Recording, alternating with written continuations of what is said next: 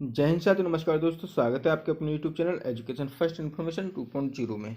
साथियों, जैसा कि आपने थंबनेल में देखा होगा कि ये महामैराथन है। साथियों, ये महामैराथन है। इसमें साथियों हम आपको 400 प्लस क्वेश्चन कराने वाले हैं। कितने? 400 प्लस क्वेश्चन कराने वाले हैं। साथियों, 400 प्लस क्वेश्चन कराने में हम ज़्यादा से ज़्यादा 2 घंटे लेंगे। साथियों, ये वीडियो 2 घंटे के लगभग की होगी। और साथियों, हम आपको बता दें, यदि आपको वीडियो पसंद आए तो वीडियो को लाइक करें, शेयर करें, हमारे चैनल को सब्सक्राइब करें, ताकि साथियों जैसे ही हम नेक्स्ट महामैराथन लेकर आएँ उसकी सूचना आप तक पहुंच जाए। और साथियों, जैसे ही हम इसकी प्रिपरेशन करें नेक्स्ट पेपर की, इसका साथियों पेपर कोड है साथियों आपका G470। कितना? 470 आपका पेपर कोड है ये। और बुक का नाम है इंडियन एडमिनिस्ट्रेशन। क्या? इंडियन एडमिनिस्ट्रेशन यानी भारतीय प्रशासन। इसमें साथियों भारतीय प्रशासन में हम आपको इस मॉडल के संपूर्ण क्वेश्चन कराएंगे। क्या? लेके पहली यूनिट से 6 यूनिट तक हम संपूर्ण क्वेश्चन कराएंगे। और साथियों, जो आपके महत्वपूर्ण क्वेश्चन है एंड में हैं उनको भी कराएंगे। और 2022 का जो प्रीवियस ईयर का पेपर उसको भी सॉल्व कराएंगे। तो चलिए साथियों, बने रहें वीडियो के अंत तक। यदि आपको वीडियो पसंद आए तो वीडियो को लाइक करें, शेयर करें, हमारे चैनल को सब्सक्राइब करें, ताकि साथियों नेक्स्ट वीडियो के आपके पास नोटिफिकेशन पहुंच जाए। तो चलिए साथियों स्टार्ट करते हैं।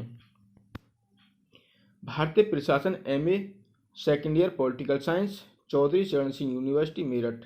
Latest syllabus Indian administration. साथियों, हम चैप्टर बाय चैप्टर कवर करते रहेंगे। और साथियों, जितने भी एक चैप्टर में क्वेश्चन है, जितने भी एक यूनिट में क्वेश्चन है उनको करेंगे, फिर उसके बाद नेक्स्ट यूनिट पे, फिर अगली पे इस तरीके से ये वीडियो को हम संपूर्ण कंप्लीट करेंगे। तो चलिए साथियों फर्स्ट यूनिट की तरफ चलते हैं। फर्स्ट यूनिट साथियों आपको बता दें कि इसका पेपर कोड है 470 पेपर कोड है। भारतीय प्रशासन आपका बुक क्या नाम है? किसका? बुक का नाम है भारतीय प्रशासन इंडियन एडमिनिस्ट्रेशन। इसमें साथियों हम संपूर्ण ऐसी तैयारी करा देंगे आपको कि साथियों आप इस वीडियो को देखकर चली जाइए 1 या 2 बार आपको। और इसमें से साथियों हम बताते हैं करीब 60 क्वेश्चन से। कितने? 60 प्लस क्वेश्चन देखने को मिलेंगे इस वीडियो में से। यदि आप इस वीडियो को देख लेते हो तो साथियों 60 प्लस क्वेश्चन देखने को मिलेंगे इस वीडियो से भी कम 60 प्लस क्वेश्चन। तो साथियों फर्स्ट यूनिट की तरफ चलते हैं। फर्स्ट यूनिट का नाम है संदर्भ, प्राचीन, औपनिवेशिक, उत्तर औपनिवेशिक, कॉन्टेक्स्ट, एंसेंट कॉलोनिकल, पोस्ट कॉलोनिकल। ये साथियों आपको फर्स्ट यूनिट का नाम है। और इसके जो क्वेश्चन है उनको देखते हैं साथियों। अब प्रशासन शब्द की उत्पत्ति किस भाषा में हुई? तो इसका आंसर साथियों ऑप्शन सी, लैटिन भाषा में। प्रशासन शब्द की उत्पत्ति लैटिन भाषा में हुई थी। Question number 2। इस तरीके से साथियों हम संपूर्ण मॉडल को कवर करेंगे इसी वीडियो में, एक ही वीडियो में। इसी तरीके से साथियों संपूर्ण पेपरों की हम इसी तरीके से संपूर्ण पेपरों की वीडियो आपको देंगे। और साथियों यदि आप हमारे प्रीवियस ईयर की जो 2022 के उनको देखना चाहते हैं, प्ले लिस्ट में जाइए। और साथियों 2021 में भी हमने इसी तरीके से कराया था फाइनल रिवीजन। 2021 में फाइनल रिवीजन के नाम से साथियों एक प्ले लिस्ट है, आप उसमें देखिए। उसमें साथियों उसे कर लो और इसे कर लो। मैं आपसे वादा करता हूँ कि आप 60 प्लस नंबर की तैयारी हमारे वीडियो से कर लोगे। तो सेकंड, प्रशासन का अर्थ है उत्कृष्ट रीति से शासन करना। प्रशासन का अर्थ है उत्कर्ष रीति से शासन करना। तीसरा, प्राचीन भारत के किस ग्रंथ में लोक प्रशासन के विषय में स्पष्ट ढंग से बताया गया है? इसका आंसर है ऑप्शन डी, इनमें से कोई नहीं। चौथा, भारतीय प्रशासन का प्राचीनतम रूप किस सभ्यता में देखने को मिलता है? इसका आंसर साथियों ऑप्शन ए, सिंधु सभ्यता। पांचवा, सिंधु सभ्यता में था। इसका आंसर साथियों ऑप्शन ए, लोकतंत्र। सिंधु सभ्यता में लोकतंत्र था। क्वेश्चन नंबर 6, ऋग्वैदिक काल में सूक्ष्म प्रशासनिक इकाई थी। इसका आंसर ऑप्शन सी, कुटुंब। सातवां, अनेक कुटुंब मिलकर किस इकाई का गठन करते थे? इसका आंसर ऑप्शन ए, ग्राम। ग्राम का, अनेक कुटुंब मिलकर ग्राम का गठन करते थे। आठवां, जन का मुख्य कहलाता था। इसका आंसर ऑप्शन ए, गोप। गोप जो साथियों आपका जन का मुख्य कहलाता था। क्वेश्चन 9, ऋग्वैदिक काल में राजतंत्र में प्रमुख था? इसका आंसर ऑप्शन ए राजा। ऋग्वैदिक काल में राजा प्रमुख था। क्वेश्चन नंबर 10, उत्तर वैदिक काल में न्यायाधिकारी था? कौन था? स्थपति। उत्तर वैदिक काल में न्यायाधिकारी स्थपति था।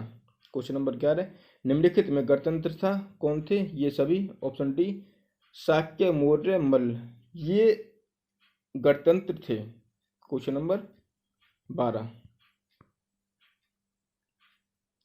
मौर्य काल में नगर प्रधान कहलाता था? इसका आंसर ऑप्शन ए नागरिक। नागरिक मौर्य काल में नगर प्रधान कहलाता था। 13, मनस्वदारी प्रथा किसने प्रारंभ की? इसका आंसर साथियों ऑप्शन ए अकबर ने। मनस्वदारी प्रथा अकबर ने प्रारंभ की थी साथियों। क्वेश्चन नंबर 14, मुगल काल में जिले का प्रमुख होता था? इसका आंसर ऑप्शन ए फौजदार। फौजदार मुगल काल में जिले का प्रमुख होता था।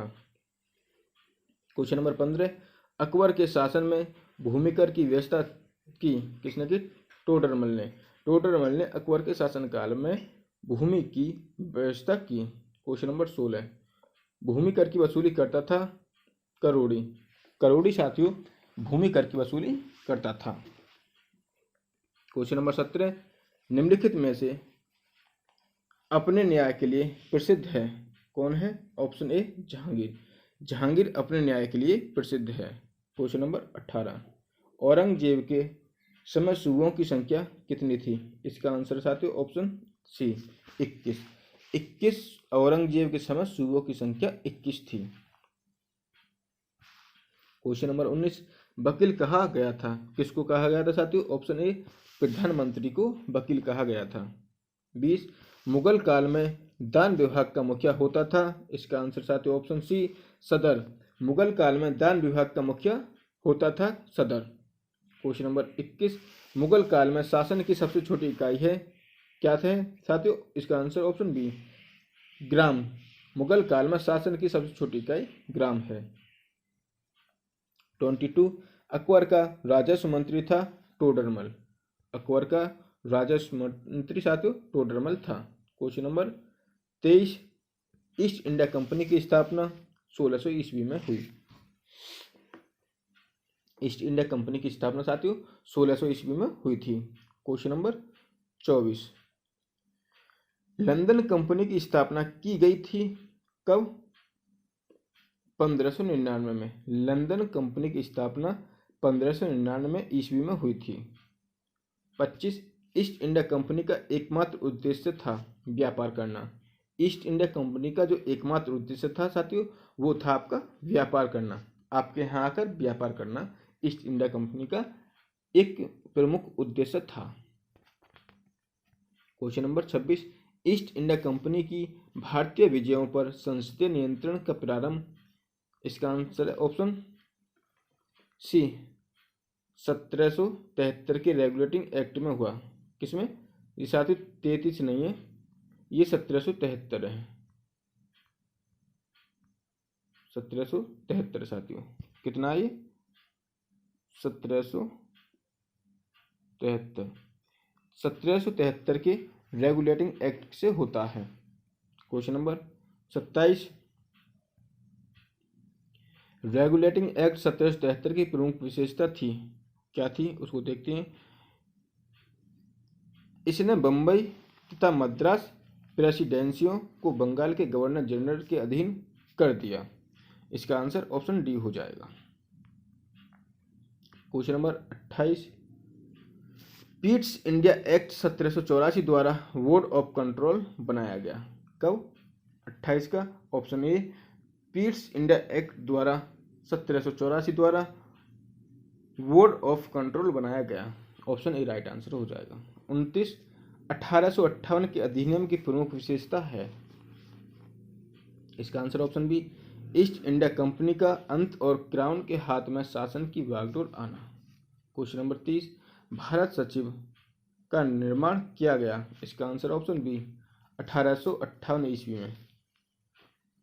भारत सचिव पद का निर्माण 1858 ईस्वी में किया गया था। क्वेश्चन नंबर 31, भारत परिषद इंडियन काउंसिल की व्यवस्था की? इसका आंसर है 1858 ईस्वी में। 31 का डी राइट आंसर।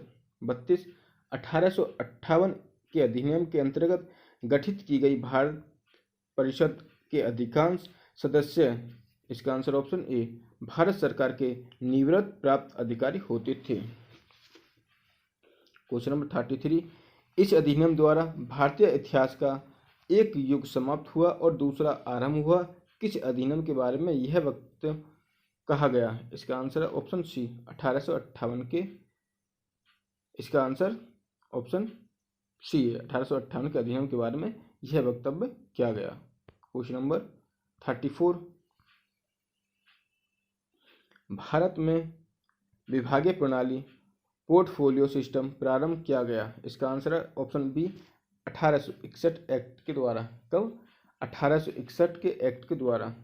35, भारत में किस अधिनियम द्वारा आधुनिक प्रांतीय विधानमंडलों की नींव पड़ी? इसका आंसर ऑप्शन डी, 1861 में अधिनियम द्वारा आधुनिक प्रांतीय विधानमंडलों की नींव पड़ी। क्वेश्चन नंबर 36, 1892 के अधिनियम पारित होने का प्रमुख कारण है। इसका आंसर ऑप्शन ए, भारतीय राष्ट्रीय कांग्रेस की स्थापना।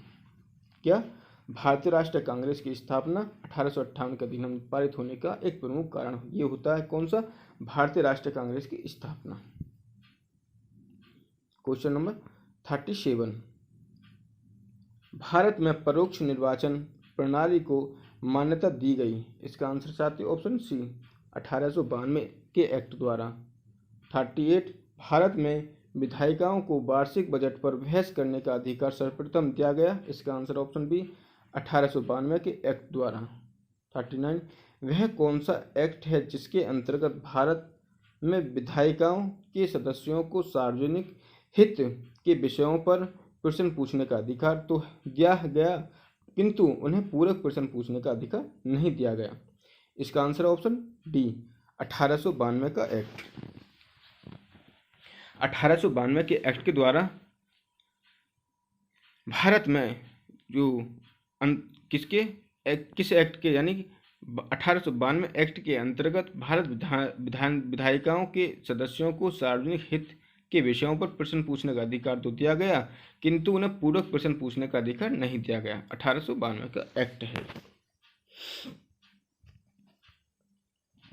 क्वेश्चन नंबर 40, 1909 के भारत शासन अधिनियम का उद्देश्य नहीं था। इसका आंसर ऑप्शन बी, द्वैध शासन का क्रियान्वयन। क्वेश्चन नंबर 41, वह कौन सा भारत शासन अधिनियम है जिसके द्वारा सर्वप्रथम भारतीयों को कार्यकारिणी परिषदों में नियुक्त करने की व्याख्या यानी व्यवस्था की गई? इसका आंसर ऑप्शन बी, 1909 के अधिनियम के तहत। क्वेश्चन नंबर 42, फूट डालो और राज करो नीति की दृष्टि से अत्यंत उल्लेखनीय है। इसका आंसर है ऑप्शन सी, मैकडोनाल्ड पंचाट। फूट डालो और राज करो से संबंधित ये हैं आपके मैकडोनाल्ड पंचाट। क्वेश्चन नंबर 43, 1935 के एक्ट के अनुसार संघ का निर्माण ऑप्शन ए, ब्रिटिश भारत के प्रांतों से मिलकर होना था। कब? ब्रिटिश भारत के प्रांतों से मिलकर होना था। क्वेश्चन नंबर 44, 1935 के एक्ट का प्रमुख लक्ष्य क्या था? इसका आंसर ऑप्शन ए, प्रांतीय स्वायत्तता। प्रांतीय स्वायत्तता 1935 के एक्ट का प्रमुख लक्ष्य था। क्वेश्चन नंबर 45, अधिनियम ने केंद्रित प्रशासनिक क्षेत्र को रक्षित और हस्तांतरित दो भागों में बांट दिया है, किस अधिनियम के तहत? इसका आंसर है ऑप्शन डी, 1935 के एक्ट के अधिनियम के तहत केंद्रीय अधिनियम प्रशासनिक क्षेत्र के रहित हस्तांतरित दो भागों में बांट दिया। कब? 1935 के एक्ट के तहत। क्वेश्चन नंबर 46, 1935 के एक्ट के अंतर्गत संवर्धित सूची में कितने विषय थे? इसका आंसर है ऑप्शन डी, 36। क्वेश्चन नंबर 47, यह अधिनियम संरक्षणों और आरक्षणों से भरा पड़ा है, कौन सा अधिनियम है? इसका आंसर है ऑप्शन ए, 1935 का अधिनियम। क्वेश्चन नंबर 48, 1935 के एक्ट के अंतर्गत, ऑप्शन बी राइट आंसर, संघीय सभा का निर्वाचन अप्रत्यक्ष तथा राज्यसभा का निर्वाचन प्रत्यक्ष रखा गया है। क्वेश्चन नंबर 49, 1935 के एक्ट के अंतर्गत रक्षित विषयों का प्रशासन, ऑप्शन ए गवर्नर जनरल स्वयं विवेक से करता था। क्वेश्चन नंबर 50, 1935 के एक्ट के अंतर्गत गवर्नर जनरल की कार्यकारिणी परिषद एग्जीक्यूटिव काउंसिल के सदस्यों की नियुक्ति, ऑप्शन सी स्वयं गवर्नर जनरल करता था। क्वेश्चन नंबर 51, 1935 के एक्ट के अंतर्गत संघीय न्यायालय के न्यायाधीशों की नियुक्ति, ऑप्शन ए ब्रिटिश सम्राट द्वारा होती थी। किसकी? 1935 एक्ट के अंतर्गत संघीय न्यायालयों के न्यायाधीश की नियुक्ति ब्रिटिश सम्राट द्वारा होती थी। क्वेश्चन नंबर 52, 52 अगस्त प्रस्ताव 1940 से संबंधित नहीं है। अगस्त प्रस्ताव 1940 से संबंधित नहीं है। इसका आंसर ऑप्शन सी औपनिवेशिक स्वराज देने की निश्चित तिथि की घोषणा। क्या? औपनिवेशिक स्वराज देने की निश्चित तिथि की घोषणा।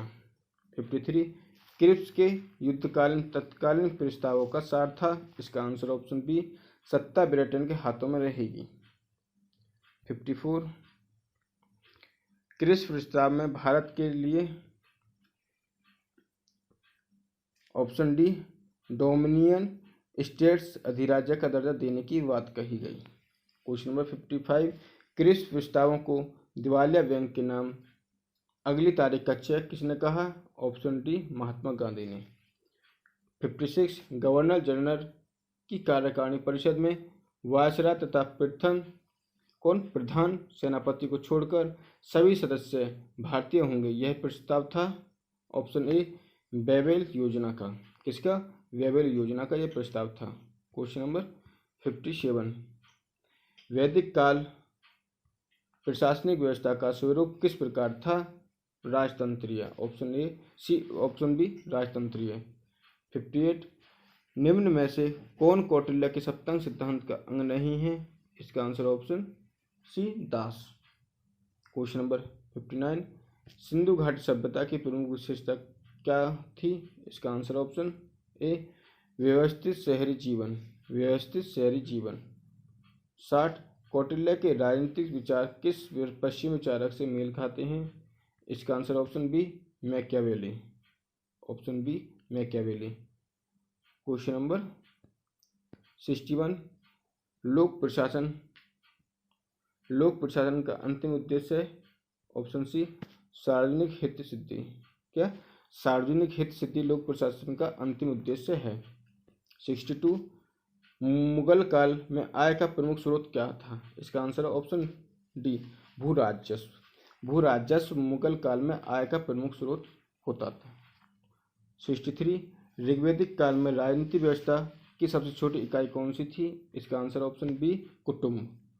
64 किस युग का संबंध हड़प्पा सभ्यता से है? इसका आंसर है ऑप्शन ए कांस्य युग का। कांस्य युग का संबंध हड़प्पा सभ्यता के से कांस्य युग का संबंध होता है। क्वेश्चन नंबर 65 निम्न में कौन सम्मिलित नहीं है? साथियों कभी को आपको क्वेश्चन में किसी क्वेश्चन में नहीं देखने को मिल जाए तो आप उस पर अंडरलाइन कर दें, ताकि साथियों हम आपको बता दें कि जब एग्जाम हॉल में हम बैठे होते हैं तो हमें जल्दी बहुत होती है, हमें टाइम नहीं निकलता रहता है। और साथियों प्लीज़ हमें इस चीज़ का ध्यान रखना है कि किसी क्वेश्चन में नहीं है तो उस पर अंडरलाइन कर लें, तो उसके अनुसार हम उसका उत्तर दें। निम्न में से कौन सा युग्म सम्मिलित नहीं है? इसका आंसर है option C Morley Minto Act 1906। Morley Minto Act 1906 ये सम्मिलित नहीं है। 66 निम्न में से किस ब्रिटिश अधिनियम के द्वारा प्रांतीय स्वायत्तता का प्रावधान किया गया? इसका आंसर है ऑप्शन डी भारत सरकार अधिनियम 1935 के तहत। 67 निम्नलिखित में से किस अधिनियम के तहत भारत में संघीय न्यायालय की स्थापना हुई? इसका आंसर ऑप्शन ए भारत सरकार अधिनियम 1935। क्वेश्चन नंबर 68 किस अधिनियम के तहत ईस्ट इंडिया कंपनी का शासन ब्रिटिश राजशाही को हस्तांतरित कर दिया गया है? इसका आंसर ऑप्शन ए भारतीय सरकार अधिनियम 1858। क्वेश्चन नंबर अगला 69। भारत में मनसबदारी व्यवस्था का जनक माना जाता है? इसका आंसर ऑप्शन सी अकबर को। Question number 70। भारतीय संविधान के किस भाग में राज्य के नीति निदेशक सिद्धांत का उल्लेख है? इसका आंसर ऑप्शन सी भाग 4। Question number 71। ब्रिटिश काल की प्रशासनिक व्यवस्था का प्रमुख अंग कौन सा था? इसका आंसर ऑप्शन डी ये सभी, संवैधानिक सरकार, लोक सेवाएं, केंद्रीय सचिवालय, ये सभी। 72। भारतीय संविधान में किस अनुच्छेद को संविधान की आत्मा कहा है? इसका आंसर ऑप्शन डी यानी आर्टिकल 32 को। चलिए साथियों, ये हमारी पहली यूनिट खत्म होगी, ये है हमारी सेकंड यूनिट। तो चलिए साथियों, दूसरी यूनिट की तरफ चलते हैं। संगठन, संवैधानिक मूल्य, प्रशासनिक परंपराएं, राजनीतिक प्रशासन, संस्कृति, ये आपकी सेकंड यूनिट है। इसमें साथियों जो भी क्वेश्चन है उनको देखेंगे। Framework, constitutional value, administrative traditions, political administration culture, इसमें साथियों जो भी क्वेश्चन है उनको हम देखेंगे। यदि साथियों आपको वीडियो पसंद आए तो वीडियो को लाइक करें, शेयर करें और हमारे चैनल को सब्सक्राइब करें, ताकि साथियों जैसे हम नेक्स्ट वीडियो अपलोड करें आप तक उसकी सूचना पहुंच जाए। तो चलिए साथियों, इसके जो भी इंपॉर्टेंट क्वेश्चन है और साथियों जो भी इसमें क्वेश्चन है उनको देखते हैं। सेकंड यूनिट की फर्स्ट क्वेश्चन की तरफ चलते हैं साथियों। पहला क्वेश्चन, भारत में संवैधानिक शक्ति का स्रोत है अथवा भारतीय संविधान का स्रोत क्या है? इसका आंसर साथियों ऑप्शन ए भारतीय जनता। भारतीय जनता ये आपका भारत में संविधान शक्ति का स्रोत है। क्वेश्चन 2, संविधान वचनबद्ध है क्या? संविधान वचनबद्ध है किसके? ऑप्शन ए संसदीय सरकार के प्रति। संसदीय सरकार के प्रति संविधान वचनबद्ध होता है। क्वेश्चन नंबर 3, भारत में है क्या है? लोकतंत्र। ऑप्शन ए भारत में लोकतंत्र है। चौथा, संविधान देश का सर्वोच्च कानून है। संविधान देश का सर्वोच्च कानून है। पांचवा, मौलिक अधिकारों का वर्णन किया गया है संविधान के तीसरे भाग में। 6, निम्नलिखित में कौन सा कथन सत्य नहीं है? इसका आंसर ऑप्शन डी प्रस्तावना संविधान का एक अंग होती है क्या? प्रस्तावना संविधान का एक अंग होती है, यह कथन सत्य नहीं है। क्वेश्चन नंबर 7, प्रस्तावना किस अधिनियम के मुख्य आदर्शों एवं आकांक्षाओं का उल्लेख करती है? किसका कथन है? इसका आंसर ऑप्शन ए न्यायाधिपति श्री सुब्बा राव का। क्या? न्यायाधिपति श्री सुब्बा राव का यह कथन है कि प्रस्तावना किसी अधिनियम के मुख्य आदर्शों एवं आकांक्षाओं का उल्लेख करती है। क्वेश्चन 8, प्रस्तावना का कौन सा शब्द यह स्पष्ट करता है कि भारत में वंशानुगत राजा की परंपरा का अंत हो गया? इसका आंसर ऑप्शन सी गणतंत्र। क्वेश्चन नंबर 9, स्वतंत्र, समानता, बंधुत्व जिसे संविधान द्वारा भारतवासियों को प्रदान करने का प्रयास किया गया, न्याय के मुख्य लक्ष्य हैं? इसका आंसर ऑप्शन सी यानी आर्थिक। क्वेश्चन नंबर 10, भारत में न्यायपालिका, इसका आंसर ऑप्शन बी स्वतंत्र है, यानी भारत में न्यायपालिका स्वतंत्र है। क्वेश्चन नंबर 11, भारतीय संविधान उन सभी पुरुषों एवं महिलाओं को समान रूप से मतदान का अधिकार देता है जिन्होंने 18 वर्ष की आयु सीमा पार कर ली हो। किसको? जब भारतीय संविधान में साथियों जो भी आप मत डालोगे यानी इलेक्टेड वोट डालोगे, आपकी उम्र 18 साल होनी चाहिए, तभी आप किसी को वोट दे सकते हो। क्वेश्चन नंबर 20, क्वेश्चन नंबर 12, निम्नलिखित में कौन सी विशेषता भारतीय संविधान की संघीय विशेषता नहीं है? इसका आंसर साथियों ऑप्शन ए इकहरी नागरिकता। क्वेश्चन नंबर 13, निम्नलिखित में कौन सी विशेषता भारतीय संविधान की विशेषता है? इसका आंसर ऑप्शन डी एक सर्वोच्च न्यायालय। क्या? एक सर्वोच्च न्यायालय। क्वेश्चन नंबर 14, निम्नलिखित में कौन सी विशेषता हमारे संविधान को एकात्मक स्वरूप प्रदान करती है? इसका आंसर साथियों आगे चलते हैं। ऑप्शन डी, यानी ये सभी कौन कौन से? केंद्र की आपातकालीन शक्ति, अवशिष्ट शक्ति केंद्रीय संसद के साथ, राज्य में राष्ट्रपति शासन लागू होना और राज्य सरकारों को निर्देश देने की केंद्र सरकार की शक्ति। इसका आंसर ऑप्शन ए है, यानी ये सभी। चलिए आगे देखते हैं साथियों। क्वेश्चन नंबर 15, निम्नलिखित में कौन सा कारण ने भारतीय संविधान के निर्माताओं को एक शक्तिशाली केंद्र की स्थापना के लिए प्रेरित किया? इसका आंसर है ऑप्शन डी, संपूर्ण देश के समान रूप से विकास और प्रगति ने। किसने? संपूर्ण देश के समान रूप से विकास और प्रगति ने। इसका आंसर ऑप्शन डी हो जाएगा। 16, प्रश्न 16, निम्नलिखित में कौन सा कथन सत्य असत्य है? इसका आंसर ऑप्शन ए, हमारा संविधान शिक्षण संस्थाओं को धार्मिक निर्देश देने से मना नहीं करता। यह कथन असत्य है। क्वेश्चन नंबर 17, प्रस्तावना से क्या लाभ है? प्रस्तावना से क्या लाभ है? इसका आंसर ऑप्शन डी, ये सभी कौन कौन से? इससे पता चलता है कि संविधान का उद्देश्य क्या है, इससे पता चलता है कि संविधान का स्रोत क्या है, इसमें संविधान के परिवर्तन की तिथि का उल्लेख है, इसमें संविधान के परिवर्तन की तिथि का उल्लेख है। क्वेश्चन नंबर 18, भारतीय संविधान में प्रस्तावना को संविधान सभा द्वारा कब ग्रहण किया गया? इसका आंसर ऑप्शन डी, जब संविधान के संपूर्ण मसौदे को मंजूरी दे दी गई। क्वेश्चन नंबर 19, निम्नलिखित में किस शब्द समूह को प्रस्तावना में 42वें संविधान संशोधन द्वारा जोड़ा गया? इसका आंसर ऑप्शन बी, समाजवादी, धर्मनिरपेक्षता तथा राष्ट्र की अखंडता पर। क्वेश्चन नंबर 20, किस मुगल शासक ने एक कुशल लोक सेवा विकसित की थी? इसका आंसर ऑप्शन ए, अकबर ने, अकबर। क्वेश्चन नंबर 21, भारत में कानून के शासन की अवधारणा पल्लवित हुई?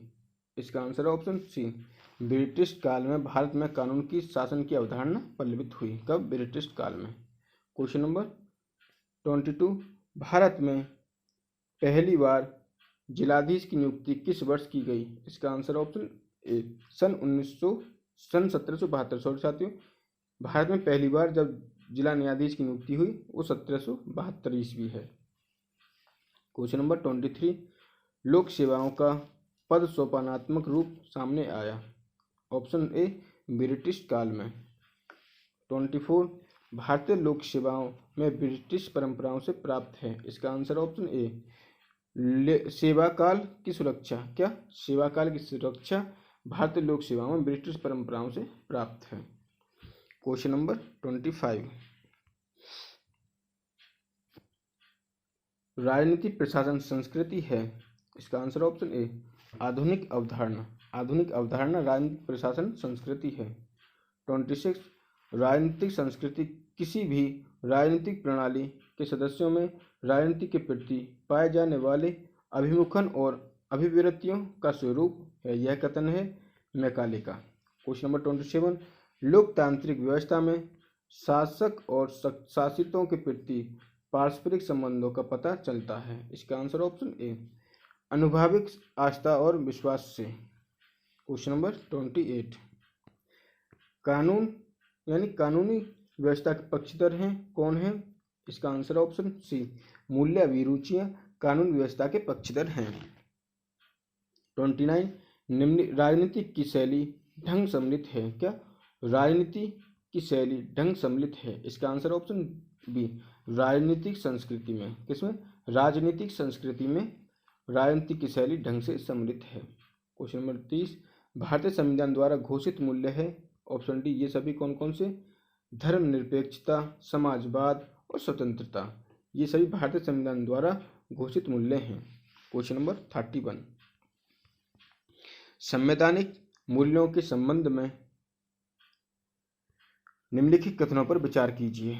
इसका आंसर ऑप्शन सी, यानी 1 और 3 कौन कौन से? संवैधानिक शक्ति का स्रोत भारतीय जनता है, यह ठीक है। और तीसरा, संविधान निर्माताओं ने संसदीय सरकार का श्रेष्ठ माना है, यानी संविधान निर्माताओं ने संसदीय सरकार को श्रेष्ठ माना है। Question number 32। क्वेश्चन नंबर साथियों इसमें 31 क्वेश्चन थे। ठीक है, अब हमारा तीसरा चैप्टर आ गया, तीसरी यूनिट आ गई है। यदि साथियों आपको वीडियो पसंद आ रही हो तो प्लीज़ साथियों हमारे चैनल को सब्सक्राइब करें और हमारे वीडियो को लाइक करके अपने फ्रेंडों को शेयर करें, ताकि साथियों जैसे ही हम नेक्स्ट वीडियो अपलोड करें आप तक उसकी सूचना पहुंच जाए। तो चलिए साथियों तीसरी यूनिट की तरफ चलते हैं। यूनिट 3 यानी केंद्रीय प्रशासन की संरचना, राजनीतिक प्रशासनिक सचिवालय, structure of central administration, political administrative secretarial, ये आपका तीसरी यूनिट है साथियों। इसमें जो भी इम्पोर्टेंट क्वेश्चन है उनको देखते हैं साथियों। चलिए पहले क्वेश्चन से चालू करते हैं। प्लीज़ साथियों आप हमारे लिए इतना ही तो कर सकते हो कि हमारे वीडियो को लाइक कर दें और हमारे चैनल को सब्सक्राइब कर दें। साथियों इन वीडियो को बनाने में काफ़ी मेहनत लगती है। ठीक है साथियों, प्लीज़ साथियों आपसे हमारी रिक्वेस्ट है, हम्बल रिक्वेस्ट है कि आप हमारे वीडियो को लाइक करके अपने फ्रेंडों को शेयर कर दें और साथियों हमारे चैनल को प्लीज़ सब्सक्राइब कर लें, ताकि साथियों हमारी मेहनत वसूल हो जाए। चलिए फर्स्ट क्वेश्चन की तरफ चलते हैं। ये तीसरी यूनिट है साथियों आपकी। भारत का राष्ट्रपति राष्ट्र का प्रमुख है। किसका? राष्ट्र का प्रमुख है। कौन? भारत का राष्ट्रपति राष्ट्र का प्रमुख है। दूसरा, भारत का संवैधानिक अध्यक्ष कौन होता है? इसका आंसर ऑप्शन बी, राष्ट्रपति। तीसरा, भारतीय संविधान के अनुसार केंद्र की कार्यपालिका शक्ति किसमें निहित है? इसका आंसर ऑप्शन डी, राष्ट्रपति में। किसमें? राष्ट्रपति में निहित है। क्वेश्चन नंबर 4, राष्ट्रपति पद के निर्वाचन हेतु उम्मीदवार की अधिकतम आयु कितनी होनी चाहिए? इसका आंसर साथियों ऑप्शन डी, कोई सीमा नहीं। 5वां, राष्ट्रपति पद के लिए कार्यकाल की अवधि कितने वर्ष की होती है? इसका आंसर ऑप्शन सी, 5 वर्ष की। 6, राष्ट्रपति पद के लिए अधिकतम कितनी बार निर्वाचित हो सकता है? कोई निश्चित सीमा नहीं। ऑप्शन डी इसका राइट आंसर। 7वां क्वेश्चन, राष्ट्रपति के निर्वाचन हेतु निर्वाचन मंडल के सदस्य कौन होते हैं? इसका आंसर ऑप्शन बी, संसद के दोनों सदनों एवं राज्य विधानमंडलों के केवल निर्वाचित सदस्य। ऑप्शन बी इसका राइट आंसर है, ऑप्शन बी 7 का। 8 का, भारत के राष्ट्रपति का भारतीय संविधान के किस अनुच्छेद के अंतर्गत महाभियोग लगाने की प्रक्रिया का उल्लेख है? इसका आंसर साथियों ऑप्शन सी, अनुच्छेद 61 के तहत। 9वां, राष्ट्रपति को पद एवं गोपनीयता की शपथ कौन दिलवाता है? ऑप्शन सी, सर्वोच्च न्यायालय का मुख्य न्यायाधीश। कौन? सर्वोच्च न्यायालय का मुख्य न्यायाधीश यह शपथ दिलाता है। क्वेश्चन नंबर 10, क्या पदावधि के समाप्त होने के उपरांत भी राष्ट्रपति अपने उत्तराधिकारी के पदासीन होने तक पद पर बना रह सकता है? इसका आंसर ऑप्शन हाँ, पदावधि के समाप्त होने के उपरांत भी राष्ट्रपति अपने उत्तराधिकारी के पदासीन होने तक पद पर बना रह सकता है। क्वेश्चन नंबर 11, राष्ट्रपति पद के रिक्त होने की तिथि से कितनी अवधि के भीतर रिक्त की दशा में भरी जानी चाहिए? इसका आंसर ऑप्शन बी, 6 माह है। 6 माह के अंदर आपके रिक्त जो है राष्ट्रपति का पद वो भरी जानी चाहिए। क्वेश्चन नंबर 12, राष्ट्रपति अपना त्यागपत्र किसे सौंपता है? इसका आंसर ऑप्शन सी, उपराष्ट्रपति को। राष्ट्रपति अपना त्यागपत्र उपराष्ट्रपति को सौंपते हैं साथियों। क्वेश्चन नंबर 13, भारत के राष्ट्रपति के विषय में क्या सत्य नहीं है? इसका आंसर साथियों ऑप्शन सी, वह जनता द्वारा प्रत्यक्ष रूप से चुना जाता है। क्या? वह जनता द्वारा प्रत्यक्ष रूप से चुना जाता है, यह सत्य नहीं है। क्वेश्चन नंबर 14, राष्ट्रपति के विरुद्ध महाभियोग प्रस्ताव पारित करने के लिए संसद के प्रत्येक सदन में कुल सदस्यों के कितने बहुमत की आवश्यकता होती है? इसका आंसर है ऑप्शन सी, 2/3 बहुमत की आवश्यकता होती है।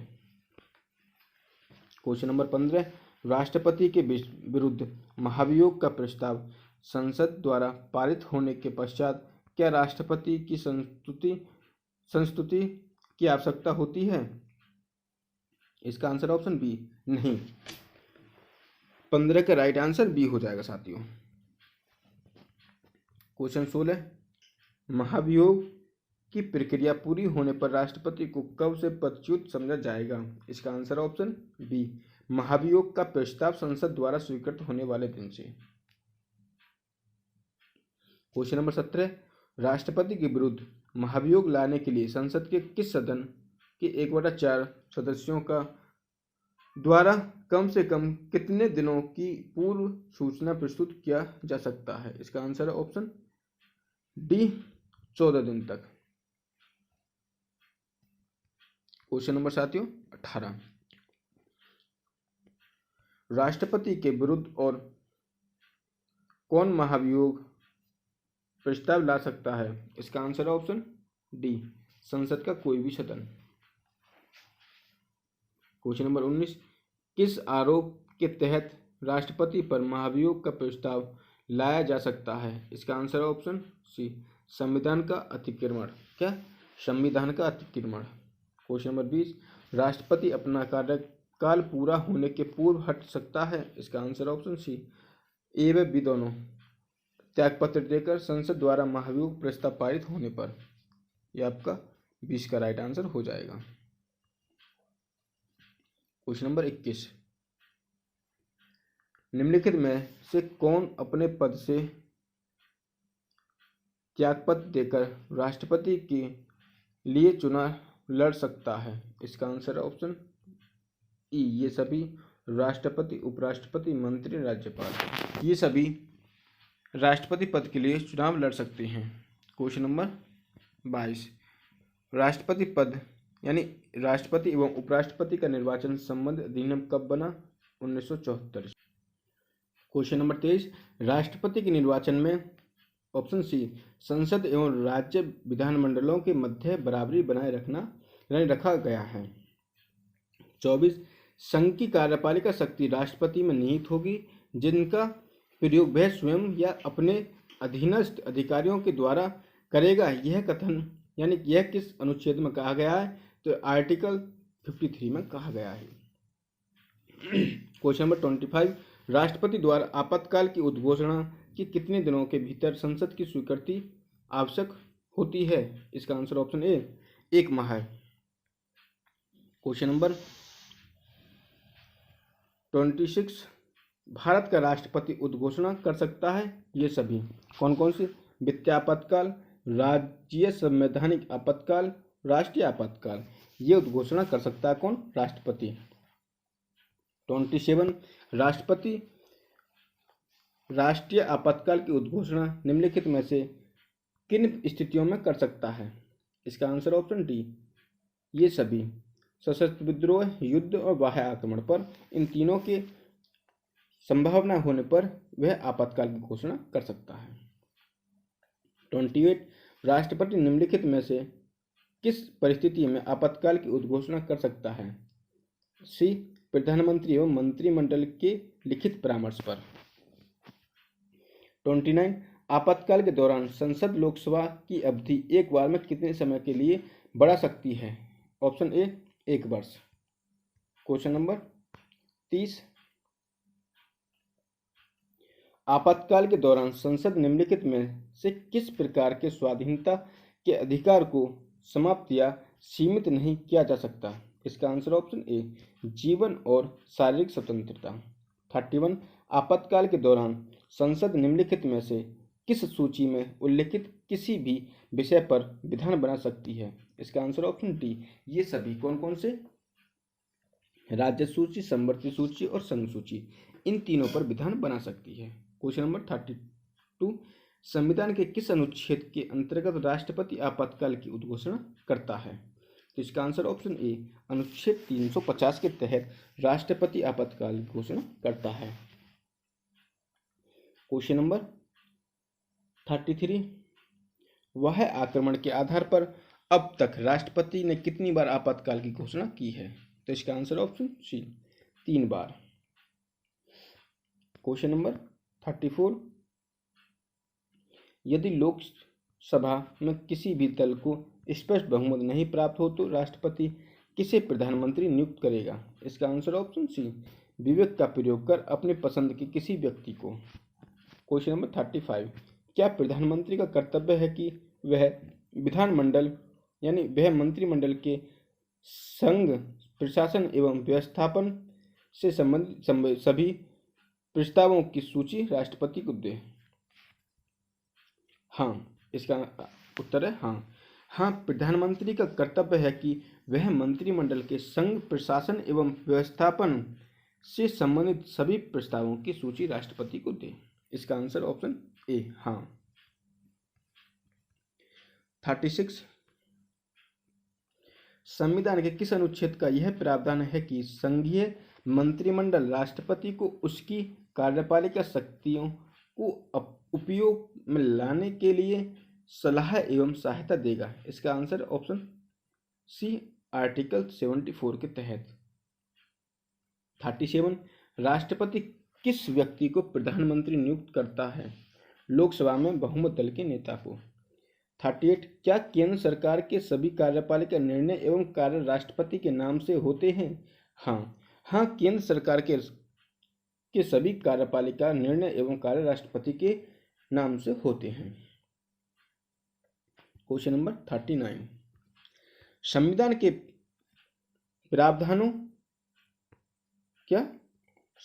के प्रावधानों के अनुसार राष्ट्रपति को निम्नलिखित में से किस प्रकार की शक्तियां प्राप्त हैं?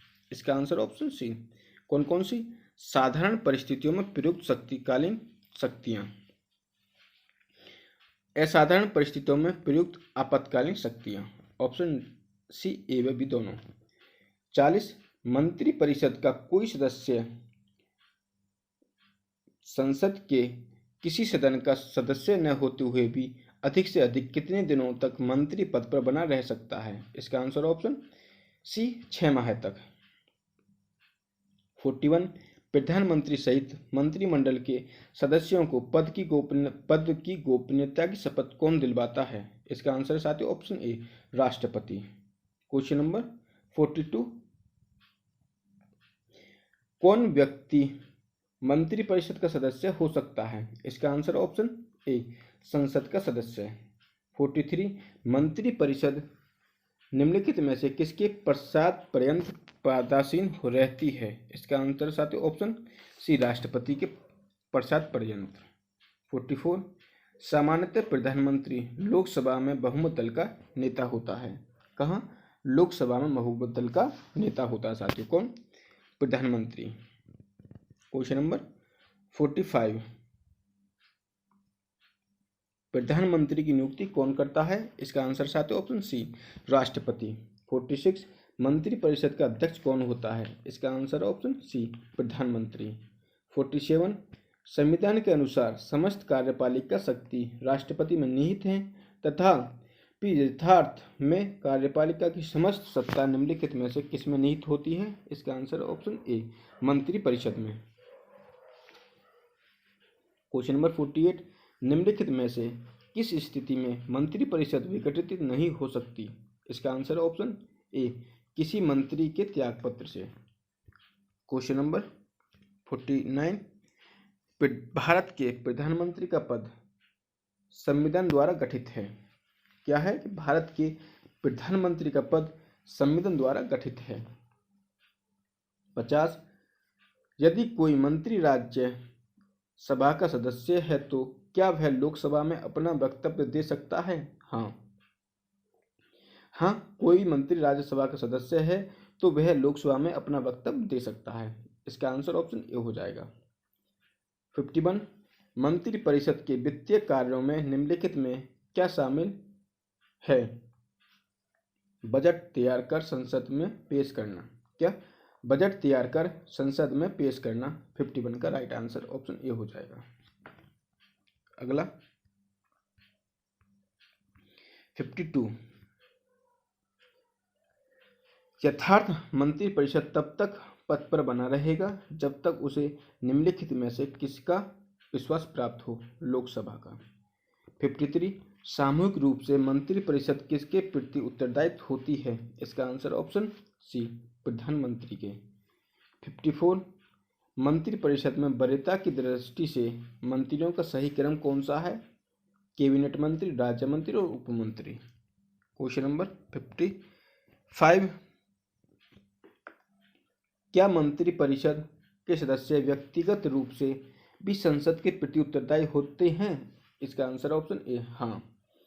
56 मंत्रिपरिषद से पदत्याग करने के लिए मंत्री किसे अपना पदत्याग संबोधित करेगा? इसका आंसर ऑप्शन सी राष्ट्रपति को।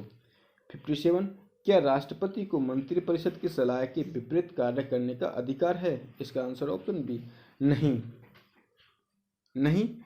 राष्ट्रपति को मंत्रिपरिषद के विपरीत कार्य करने का अधिकार नहीं है। क्वेश्चन नंबर 58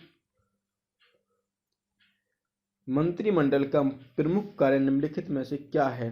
इसका आंसर ऑप्शन डी ये सभी राष्ट्रीय नीति निर्धारण, राष्ट्रीय कार्यपालिका पर सर्वोच्च नियंत्रण, विभिन्न विभागों के मध्य समन्वयकारी कार्य। क्वेश्चन नंबर 59 सचिवों का कार्यालय है सचिवालय। 60 केंद्रीय सचिवालय है ऑप्शन बी केंद्र में। केंद्रीय सचिवालय साथियों केंद्र में है, ऑप्शन बी राइट आंसर हो जाएगा। 61 केंद्र सरकार के मंत्रालय हैं 3 स्तरीय। कितने स्तरीय? 3 स्तरीय। केंद्र सरकार के मंत्रालय 3 स्तरीय होते हैं। 62 मंत्रियों का प्रकार है ये सभी कैबिनेट मंत्री, राज्य मंत्री और उप मंत्री, ये तीनों प्रकार मंत्रियों के प्रकार हैं। 63 सचिवालय का प्रमुख होता है सचिव। सचिवालय का प्रमुख सचिव होता है। 64 एक स्टाफ एजेंसी है सचिवालय। सचिवालय एक स्टाफ एजेंसी है। क्वेश्चन नंबर 65 सचिव का कार्यकाल होता है 5 वर्ष। 66 भारत के प्रधानमंत्री के विषय में क्या सत्य नहीं है? इसका आंसर ऑप्शन डी वह भारत के मुख्य न्यायाधीश की नियुक्ति करता है। क्या? वह भारत के मुख्य न्यायाधीश की नियुक्ति करता है। 67 भारत का प्रधानमंत्री नियुक्त होता है। भारत का प्रधानमंत्री नियुक्त होता है। 68 संघीय मंत्रिपरिषद का अध्यक्ष कौन होता है? प्रधानमंत्री। ऑप्शन बी इसका राइट आंसर। 69 केंद्रीय सचिवालय के बारे में क्या सही नहीं है? इसका आंसर ऑप्शन डी विधेयक पारित करना। 70 निम्नलिखित में से कैबिनेट सचिव के बारे में क्या सही नहीं है? इसका ऑप्शन सी उसका कार्यालय 5 वर्ष होता है। 71 निम्नलिखित में से किस अनुच्छेद के तहत वित्त आयोग का गठन किया जाता है? अनुच्छेद 280 के तहत। किसके? अनुच्छेद 280 के तहत साथियों अनुच्छेद 280 के तहत वित्त आयोग का गठन किया जाता है। क्वेश्चन नंबर 72 भारत सरकार अपने व्यय संबंधी लेखों का परीक्षण किससे कराती है? तो इसका आंसर है भारत के ऑप्शन डी भारत के नियंत्रण एवं महालेखा परीक्षक से। 73 भारत की मर्जी भारत की मर्जी की तक कौन अपने पद पर रह सकता है? भारत के राष्ट्रपति की मर्जी तक, यानी भारत के राष्ट्रपति की मर्जी तक कौन अपने पद पर बना रह सकता है? राज्यपाल। Option C right answer. 74 भारत के प्रधानमंत्री पद के लिए उम्मीदवार की उम्र कम से कम कितनी होनी चाहिए? 25 वर्ष। क्वेश्चन नंबर 75 संसदीय शासन प्रणाली में वास्तविक कार्यपालिका शक्ति किसमें यानी किसके पास होती है? प्रधानमंत्री के। 76 संसदीय शासन में वास्तविक प्रधान कौन होता है? प्रधानमंत्री। 77 नीति आयोग के पदेन अध्यक्ष है प्रधानमंत्री। 78 निम्नलिखित में से मंत्रिपरिषद में कौन शामिल नहीं है? शामिल होते हैं ये सभी कौन कौन से? कैबिनेट मंत्री, राज्य मंत्री और उप मंत्री, ये सभी मंत्रिपरिषद में शामिल होते हैं। 79 कोई विधेयक धन विधेयक है या नहीं, इसका निर्णय कौन करता है? लोकसभा अध्यक्ष। Option D right answer. 81। केंद्रीय सचिवालय में कौन सा पद नहीं होता है? केंद्रीय सचिवालय में कौन सा पद नहीं होता है? इसका आंसर ऑप्शन डी, उपमंत्री। उपमंत्री केंद्रीय सचिवालय में पद नहीं होता। 81। कार्यपालिका द्वारा प्रशासन पर किस प्रकार नियंत्रण किया जाता है? इसका आंसर ऑप्शन डी, ये सभी। पदच्युत द्वारा, नियुक्ति द्वारा और स्थानांतरण द्वारा। 82। भारत में प्रशासन पर न्यायिक नियंत्रण का साधन नहीं है। इसका आंसर ऑप्शन डी, यानी बजट। 82 का बजट राइट आंसर हो जाएगा। साथियों, ये हमने 30वीं यूनिट तक क्वेश्चन कंप्लीट कर लिए। अब हम चौथी यूनिट की तरफ चल रहे हैं। यदि साथियों आपको वीडियो पसंद आ रही हो तो वीडियो को लाइक करें, शेयर करें, हमारे चैनल को सब्सक्राइब करें, ताकि साथियों जैसे ही हम नेक्स्ट पेपर की वीडियो बनाएं उसकी सूचना आप तक पहुंच जाए। तो चलिए साथियों चौथी यूनिट की तरफ चलते हैं। यदि साथियों आपको वीडियो पसंद आ रही हो तो वीडियो को लाइक करें, शेयर करें, हमारे चैनल को सब्सक्राइब करें, ताकि साथियों जैसे ही हम नेक्स्ट वीडियो अपलोड करें उसकी सूचना आप तक सबसे पहले पहुंच जाए। साथियों प्लीज़ आप हमारे चैनल को सब्सक्राइब कर दें और हमारे वीडियो को लाइक कर दें। साथियों हम आपके लिए इतनी मेहनत करते हैं, आपसे हम केवल एक ही आशा करते हैं कि आप केवल हमें एक सब्सक्राइब दे दें और एक लाइक दे दें। साथियों प्लीज़ आपका लाइक में सब्सक्राइब में कुछ नहीं जाता, तो प्लीज़ साथियों आप हमारे चैनल को सब्सक्राइब कर लें और वीडियो को लाइक करके अपने फ्रेंडों को शेयर कर दें। तो चलिए साथियों चौथे यूनिट की तरफ चलते हैं। जो भी क्वेश्चन बनेंगे यहाँ उनको हम देखते हैं। क्वेश्चन नंबर यूनिट 4 का देखते हैं। क्या पढ़ना है इसमें? राज्य प्रशासन, संरचना, प्रक्रिया, कानून और व्यवस्था का प्रशासन। इसमें साथियों इसको देखने वाले हैं। क्वेश्चन नंबर 1, भारत संघ के अधीन राज्यों का प्रधान कौन होता है? इसका आंसर साथियों ऑप्शन ए, राज्यपाल। क्वेश्चन नंबर 2, राज्य की कार्यपालिका शक्ति किसमें निहित होती है? इसका आंसर साथियों ऑप्शन ए, राज्यपाल। प्रत्येक राज्य के लिए एक राज्यपाल होगा, संविधान के किस अनुच्छेद में ऐसा कहा गया है? इसका आंसर साथियों आर्टिकल 153 के तहत कहा गया है कि प्रत्येक राज्य में एक राज्यपाल होगा। ये संविधान के आर्टिकल 153 में कहा गया है। क्वेश्चन नंबर 4, संविधान के अनुसार राज्यपाल के पद पर नियुक्त होने के लिए अर्हता होनी चाहिए। ये सभी कौन कौन सी? वह भारत का नागरिक हो, वह 35 वर्ष की आयु पूरी कर चुका हो, वह संसद या किसी राज्य विधानमंडल का सदस्य न हो, वह कोई अन्य लाभ का पद धारण नहीं कर रहा हो। इसका आंसर है ऑप्शन ई, ये सभी। 5वां, राज्य की कार्यपालिका शक्ति राज्यपाल में निहित होगी और वह इसका प्रयोग इस संविधान के अनुसार स्वयं या अपने अधीनस्थ अधिकारियों के द्वारा करेगा। ऐसा संविधान के किस अनुच्छेद में कहा गया है? इसका आंसर है आर्टिकल 154 यानी 154 में कहा गया है।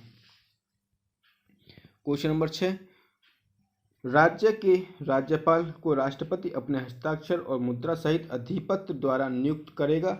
संविधान के किस अनुच्छेद में यह संबंधित है? आर्टिकल 155 में। क्वेश्चन नंबर 7, राज्यपाल को पद व गोपनीयता की शपथ कौन दिलाता है? इसका आंसर ऑप्शन सी, राज्य के उच्च न्यायालय का मुख्य न्यायाधीश। क्या? राज्य के उच्च न्यायालय का मुख्य न्यायाधीश। क्वेश्चन नंबर 8, क्या एक ही व्यक्ति को एक से अधिक राज्यों का या संघ शासित क्षेत्रों का राज्यपाल नियुक्त किया जा सकता है? इसका आंसर है ऑप्शन ए, हाँ। 9, राज्यपाल राष्ट्रपति को संबोधित अपने हस्ताक्षर सहित लेख द्वारा अपना पद त्याग सकेगा। इसका संविधान के किस आर्टिकल में ऐसा कहा गया है? इसका आंसर ऑप्शन डी, 156 के सेकंड में कहा गया है। राज्यपाल का कार्यकाल होता है 5 वर्ष। जो उनकी समयावधि होती है साथियों वो 5 वर्ष होती है। क्वेश्चन नंबर 11, कोई भी भारत का नागरिक कितनी बार राज्यपाल बन सकता है? इसका आंसर ऑप्शन डी, कई बार। 12, राज्यपाल को निम्नलिखित में से किस प्रकार की शक्तियां प्राप्त हैं? इसका आंसर ऑप्शन सी, सैन्य व राजनीतिक शक्ति। 13, राज्यपाल निम्नलिखित में से किसकी नियुक्ति नहीं करता है? इसका आंसर ऑप्शन बी, साथियों ऑप्शन डी, यह है ऑप्शन डी, राज्य के उच्च न्यायालय के न्यायाधीशों की। 14, भारतीय संविधान का कौन सा अनुच्छेद राज्यपाल को अध्यादेश जारी करने की शक्ति प्रदान करता है? तो आर्टिकल 213, ऑप्शन डी इसका राइट आंसर, आर्टिकल 213। राज्यपाल विधान परिषद में कुल संख्या में से अधिक कितने सदस्यों को मनोनीत कर सकता है? इसका आंसर है आर्टिकल यानी 1/6, टोटल में से 1/6 कर सकता है। 15 का ऑप्शन डी। निम्नलिखित में से कौन सा कथन सत्य नहीं है? इसका आंसर है ऑप्शन ए, अपने पद से संबंधित कार्यों व कर्तव्यों के संपादन में एकमात्र राज्यपाल सर्वोच्च न्यायालय के प्रति उत्तरदायी होता है। क्वेश्चन नंबर 17,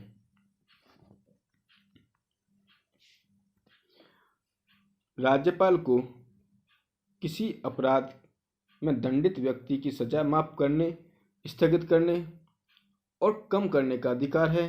क्या वह मृत्युदंड दंडावेश को भी माफ कर सकता है? नहीं।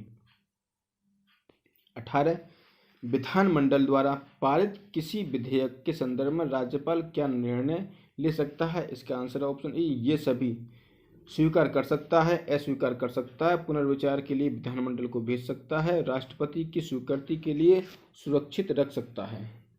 क्वेश्चन नंबर 19, राज्यपाल निम्नलिखित में से किन विषयों से संबंधित विधेयक को राष्ट्रपति के विचार के लिए सुरक्षित रख सकता है? इसका आंसर ऑप्शन सी, ए व बी दोनों, संपत्ति के अनिवार्य रूप से हस्तगत करने से, उच्च न्यायालय की शक्ति के अल्पीकरण करने से। क्वेश्चन नंबर 20, राज्यपाल द्वारा जारी किए गए अध्यादेश का क्या वही प्रभाव एवं प्रक्रिया होती है जो राष्ट्रपति द्वारा जारी किए गए अध्यादेश का होता है? इसका आंसर है ऑप्शन ए, हाँ, भाई दोनों का एक ही जैसा रूल होता है।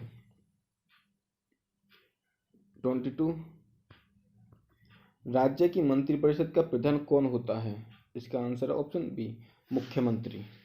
क्वेश्चन नंबर 23, राज्यपाल को उसके कार्यों में सहायता व सलाह देने के लिए एक मंत्रिपरिषद होगी जिसका प्रधान कौन होगा? मुख्यमंत्री। ऑप्शन बी इसका राइट आंसर साथियों। क्वेश्चन नंबर 24, मुख्यमंत्री की नियुक्ति कौन करता है? राज्यपाल। मुख्यमंत्री की नियुक्ति राज्यपाल करता है। क्वेश्चन नंबर 25, मुख्यमंत्री व अन्य मंत्री किसके पश्चात पर्यंत अपने पद पर बने रह सकते हैं? इसका आंसर ऑप्शन बी, राज्यपाल के। 26, मुख्यमंत्री तथा अन्य मंत्रियों को पद व गोपनीयता की शपथ कौन दिलाता है? राज्यपाल। ऑप्शन सी, राज्यपाल। 27, मुख्यमंत्री तथा अन्य मंत्रियों की नियुक्ति के बारे में उपबंध संविधान के किस अनुच्छेद में है?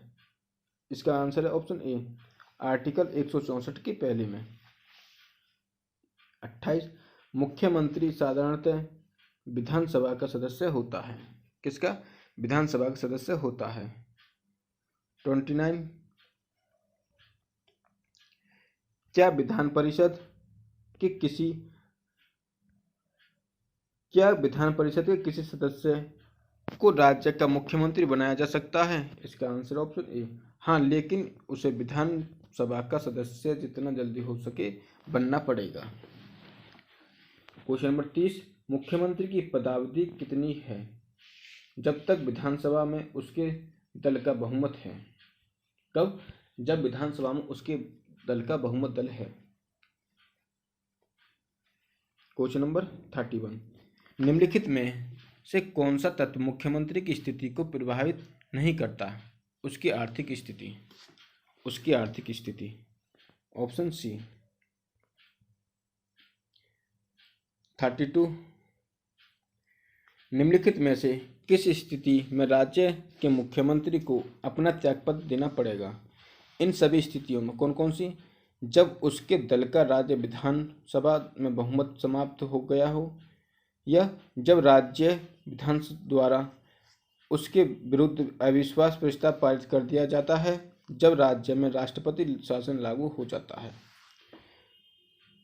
इन सभी स्थितियों में 13 यानी 33 साथियों, यदि मुख्यमंत्री राज्य विधानसभा के कार्यालय यानी कार्यकाल के समाप्त होने से पूर्व त्यागपत्र दे दे तो राज्यपाल निम्नलिखित में से कौन सा कदम उठाएगा? सत्तारूढ़ दल को नए नेता के चुनाव के लिए कहेगा। क्वेश्चन नंबर 33 का ऑप्शन ए। 34 मुख्यमंत्री की नियुक्ति में राज्यपाल निम्नलिखित में से किस स्थिति में अपने विवेक का प्रयोग करेगा? तो इसका आंसर ऑप्शन सी, ए व बी दोनों। कौन कौन से? विधानसभा में किसी एक दल को स्पष्ट बहुमत न होने की स्थिति में, या विधानसभा में बहुमत दल का कोई भी सामान्य नेता न हो तब। 35 राज्य सरकार का प्रधान प्रवक्ता होता है मुख्यमंत्री। राज्य सरकार का प्रधान प्रवक्ता मुख्यमंत्री होता है। राज्यपाल को विधानसभा भंग करने की सलाह कौन दे सकता है? मुख्यमंत्री। मुख्यमंत्री उत्तरदायी नहीं होता, इन सभी के लिए नहीं होता। 38 राज्य मंत्रिपरिषद की बैठक की अध्यक्षता कौन करता है? मुख्यमंत्री। 39 की तरफ चलते हैं साथियों। किसी मंत्री को अपना त्यागपत्र सौंपने के लिए कहा जा सकता है यदि उसने क्या विश्वास खो दिया हो? किसका? मुख्यमंत्री का। किसी मंत्री को अपना त्यागपत्र सौंपने के लिए कहा जा सकता है यदि उसने मुख्यमंत्री का विश्वास खो दिया हो। 40 यानी 40 निम्नलिखित में से कौन से कार्य मुख्यमंत्री के हैं? ये सभी। कौन कौन से? वह अपनी मंत्रिपरिषद के लिए मंत्रियों के नामों की अनुशंसा करता है। वह राज्यपाल को उसके अधिकारों व कार्यों का सलाह देता है। वह राज्यपाल को प्रशासनिक कार्यों का ब्यौरा देता है। 41 निम्नलिखित में से कौन सा कथन मुख्यमंत्री का नहीं है? वह राज्य विधानसभा को भंग कर सकता है। क्वेश्चन नंबर 42 मुख्यमंत्री किसके प्रति उत्तरदायी नहीं है? राज्य की सुरक्षा के प्रति। मुख्यमंत्री की स्थिति निर्भर करती है ये सभी पर। कौन कौन से? राज्य विधानसभा में उसके दल की स्थिति पर, उसकी पार्टी के स्वयं की स्थिति पर, उसके व्यक्तित्व की लोकप्रियता पर। क्वेश्चन नंबर 44 निम्नलिखित में से कौन सा असत्य है? क्या सत्य है? इसका आंसर ऑप्शन बी साथियों। राज्यपाल को यह स्वीकार है कि वह मुख्यमंत्री से राज्य के प्रशासन से संबंधित कार्य कोई भी सूचना मांगे। 45 राज्य मंत्रिपरिषद का सदस्य कौन निर्धारित करता है? मुख्यमंत्री। 46 राज्य सरकार का प्रधान होता है मुख्यमंत्री। साथियों फटाफट इनको देख लें। 47 साथियों, राज्यपाल को सलाह व सहायता देने के लिए मंत्रिपरिषद की व्यवस्था संविधान के किस आर्टिकल के तहत की गई है? आर्टिकल 163 के तहत। मुख्यमंत्री के अलावा राज्य मंत्रिपरिषद के अन्य मंत्री नियुक्त किए जाते हैं। इसका आंसर है ऑप्शन बी, मुख्यमंत्री की सलाह पर राज्यपाल द्वारा। 49 राज्य मंत्रिपरिषद सामूहिक रूप से किसके प्रति उत्तरदायी होती है? इसका आंसर है ऑप्शन डी, राज्य विधानसभा के प्रति। किसके? राज्य विधानसभा के प्रति।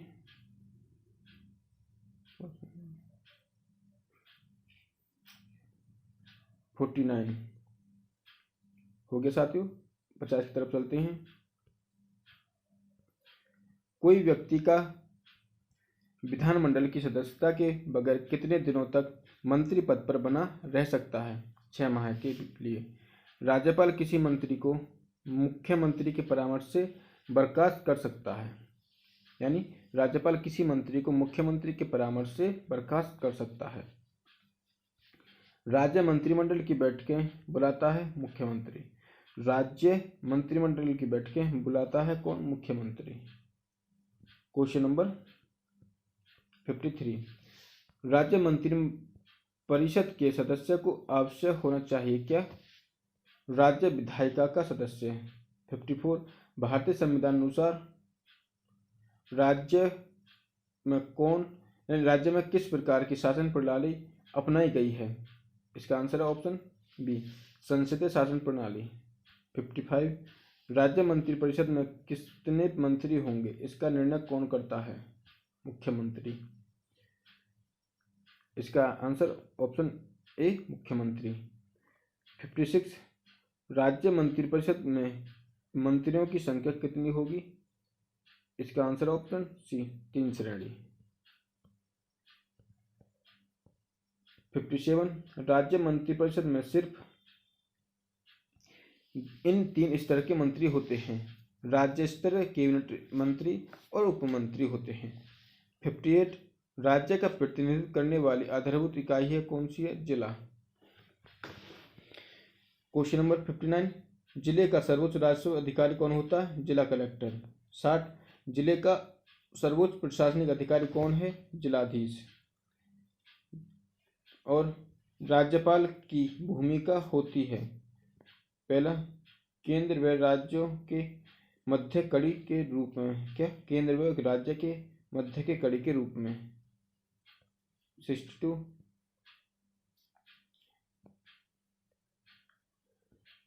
राष्ट्रपति राज्यपाल की नियुक्ति किसके परामर्श से करता है? इसका आंसर ऑप्शन सी, प्रधानमंत्री। मुख्यमंत्री राज्य का होता है वास्तविक प्रमुख। राज्य की कार्यपालिका शक्ति निहित है किसमें? राज्यपाल में। अगला क्वेश्चन, निम्नलिखित में से किसकी नियुक्ति राज्यपाल द्वारा नहीं की जाती? इसका आंसर है साथियों ऑप्शन डी, राज्य पुलिस महानिदेशक की। 66 मुख्यमंत्री के वेतन एवं भत्तों का निर्धारण कौन करता है? ऑप्शन बी, राज्य विधानमंडल। कौन? राज्य विधानमंडल। जिला न्यायाधीश की नियुक्ति कौन करता है? राज्यपाल। छावनी बोर्ड का मुखिया कौन होता है? जिलाधिकारी। कौन? साथियों इसका आंसर ऑप्शन सी है, छावनी बोर्ड का मुखिया कौन होता है? ऑप्शन सी, सेना का मुख्य अधिकारी होता है साथियों। सॉरी साथियों, ये जिलाधिकारी नहीं, सेना का मुख्य अधिकारी होता है। 69 जिला अधिकारी का कार्य नहीं है। इसका आंसर ऑप्शन डी, जिला प्रशासनिक की यानी जिला न्यायाधीश की नियुक्ति करना। किसकी? जिला न्यायाधीश की नियुक्ति करना। 70 का राज्य का महाधिवक्ता किसके प्रति उच्च जिम्मेदार है? इसका आंसर ऑप्शन डी, उच्च न्यायालय का मुख्य न्यायाधीश। क्या? उच्च न्यायालय का मुख्य न्यायाधीश। साथियों ये हमने चौथी यूनिट कंप्लीट कर ली। अब हम 5वीं यूनिट की तरफ चलते हैं। यदि साथियों आपको वीडियो पसंद आए तो वीडियो को लाइक करें, शेयर करें और हमारे चैनल को सब्सक्राइब करें, ताकि साथियों हम जैसे वीडियो अपलोड करें आप तो उसकी सूचना पहुंच जाए। साथियों हम आपको बता दें, अब हम इसे वीडियो को रात में रिकॉर्ड कर रहे हैं। साथियों दिन में हमें और भी काम थे इसलिए हम रिकॉर्ड नहीं कर पाए, तो आज हम साथियों इस वीडियो को हम रात में रिकॉर्ड कर रहे हैं। फिलहाल रात के 1:10 हो गए हैं साथियों। तो प्लीज़ साथियों हम आपके लिए इतना करते हैं, तो आप हमारे लिए केवल एक चीज़ कर दिया करें, वीडियो को लाइक कर दें और हमारे चैनल को सब्सक्राइब कर दें। तो चलिए साथियों 5वीं यूनिट की तरफ चलते हैं। 5वीं यूनिट, तो चलिए साथियों 5वीं यूनिट की तरफ चलते हैं। भर्ती और प्रशिक्षण लोक सेवा आयोग भर्ती प्रक्रिया प्रशिक्षण। क्या? भर्ती और प्रशिक्षण लोक सेवा आयोग भर्ती प्रशिक्षण प्रक्रिया प्रशिक्षण। साथियों इसके जो इम्पोर्टेंट क्वेश्चन है उनको हम देखते हैं। यदि साथियों प्लीज़ साथियों हम आपसे बार बार कहते हैं आप हमारे वीडियो को लाइक नहीं करते, साथियों प्लीज़ लाइक कर दिया करें, आपका लाइक में कुछ नहीं जाता। चलिए आगे देखते हैं। भर्ती की जिस व्यवस्था में उपलब्ध सभी प्रत्याशियों को आमंत्रित किया जाता है उसे कहते हैं खुली भर्ती। क्या? खुली भर्ती कहते हैं। दूसरा, भर्ती की जिस प्रणाली में केवल उन प्रत्याशियों को ही अवसर प्रदान किया जाता है जो पहले से ही सेवा में हैं वह होती है पदोन्नति द्वारा भर्ती। तीसरा, भर्ती की जिस प्रणाली में उच्चतर पदों के लिए केवल कार्यरत कार्मिकों को ही चयन हेतु सुविधा प्रदान की जाती है वह सम्बंधित होती है क्या है साथियों, आगे देखते हैं। पदोन्नति द्वारा भर्ती, यानी ऑप्शन डी इसका राइट आंसर हो जाएगा। क्वेश्चन 4, भारत की जिस प्रणाली में अधिक से अधिक लोगों को उनकी योग्यता अनुसार मौका प्रदान किया जाता है वह सम्मिलित होती है प्रत्यक्ष और सीधी भर्ती। ऑप्शन सी इसका राइट आंसर हो जाएगा साथियों।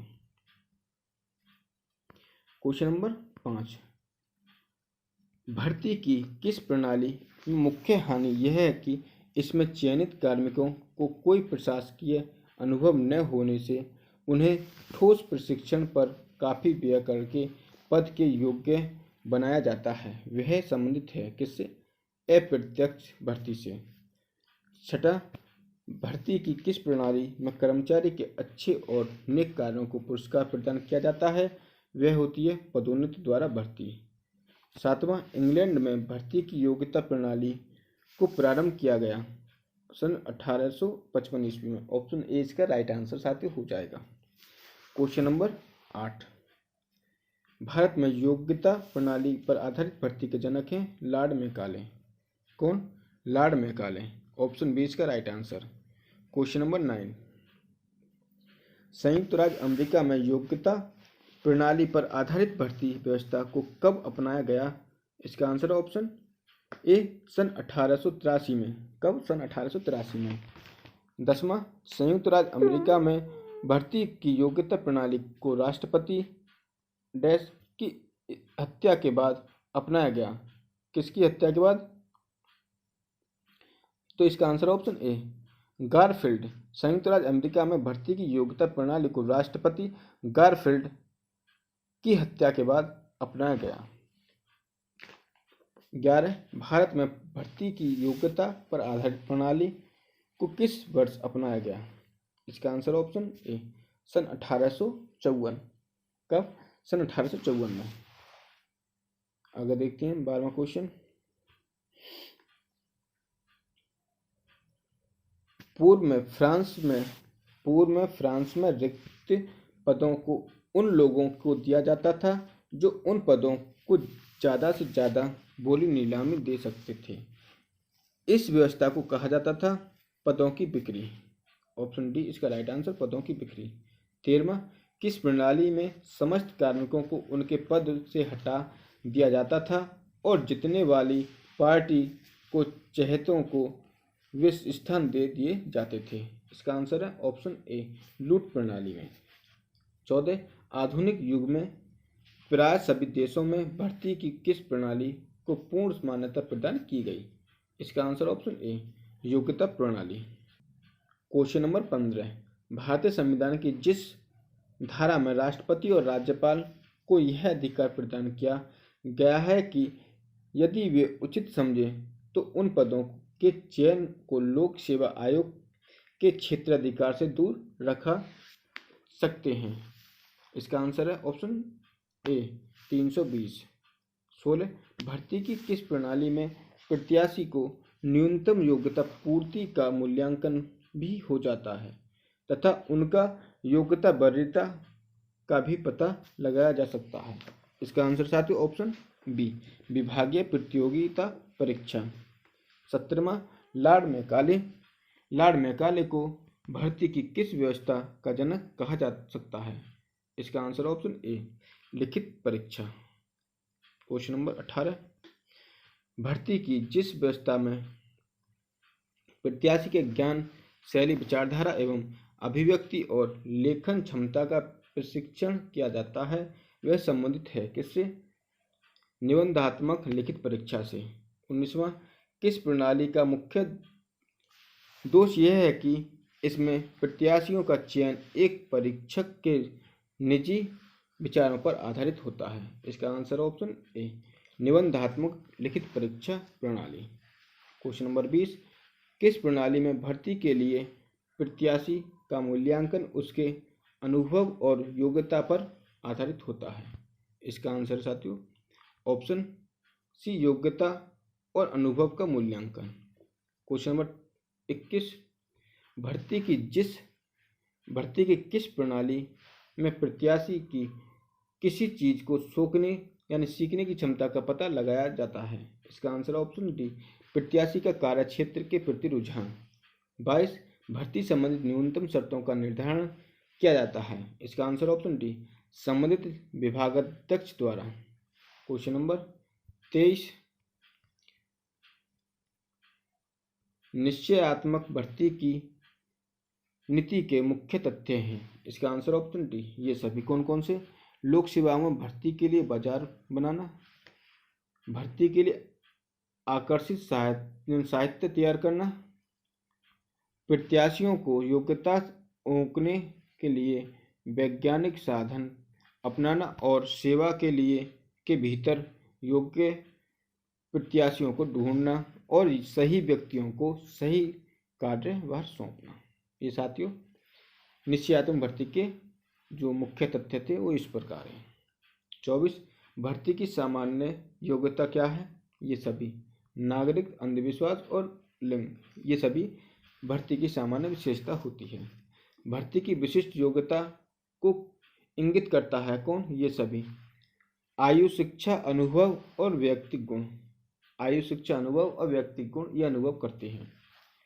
क्वेश्चन नंबर 26 क्वेश्चन नंबर, भर्ती के लिए सामूहिक वाद विवाद की विधि को कौन सी सेवाएं बल प्रदान करती हैं? इसका आंसर है ऑप्शन सी, सुरक्षा सेवाएं। क्वेश्चन नंबर 27, प्रशिक्षण का अर्थ है नए कार्य के लिए अभिनवीकरण, वर्तमान काल के लिए ज्ञान तथा कुशलता का विकास एवं भावी उत्तरदायित्वों के लिए तैयारी। ये विचार किस विद्वान का है? मेंडेल का। किसका? मेंडेल का।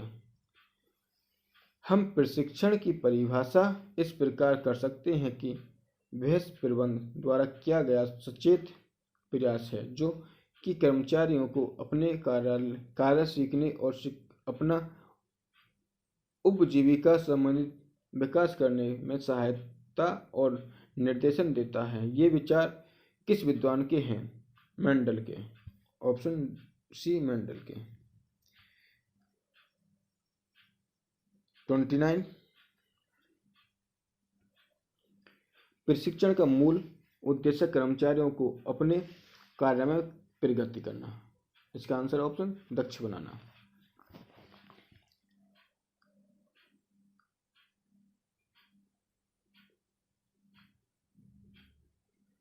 30, प्रशिक्षण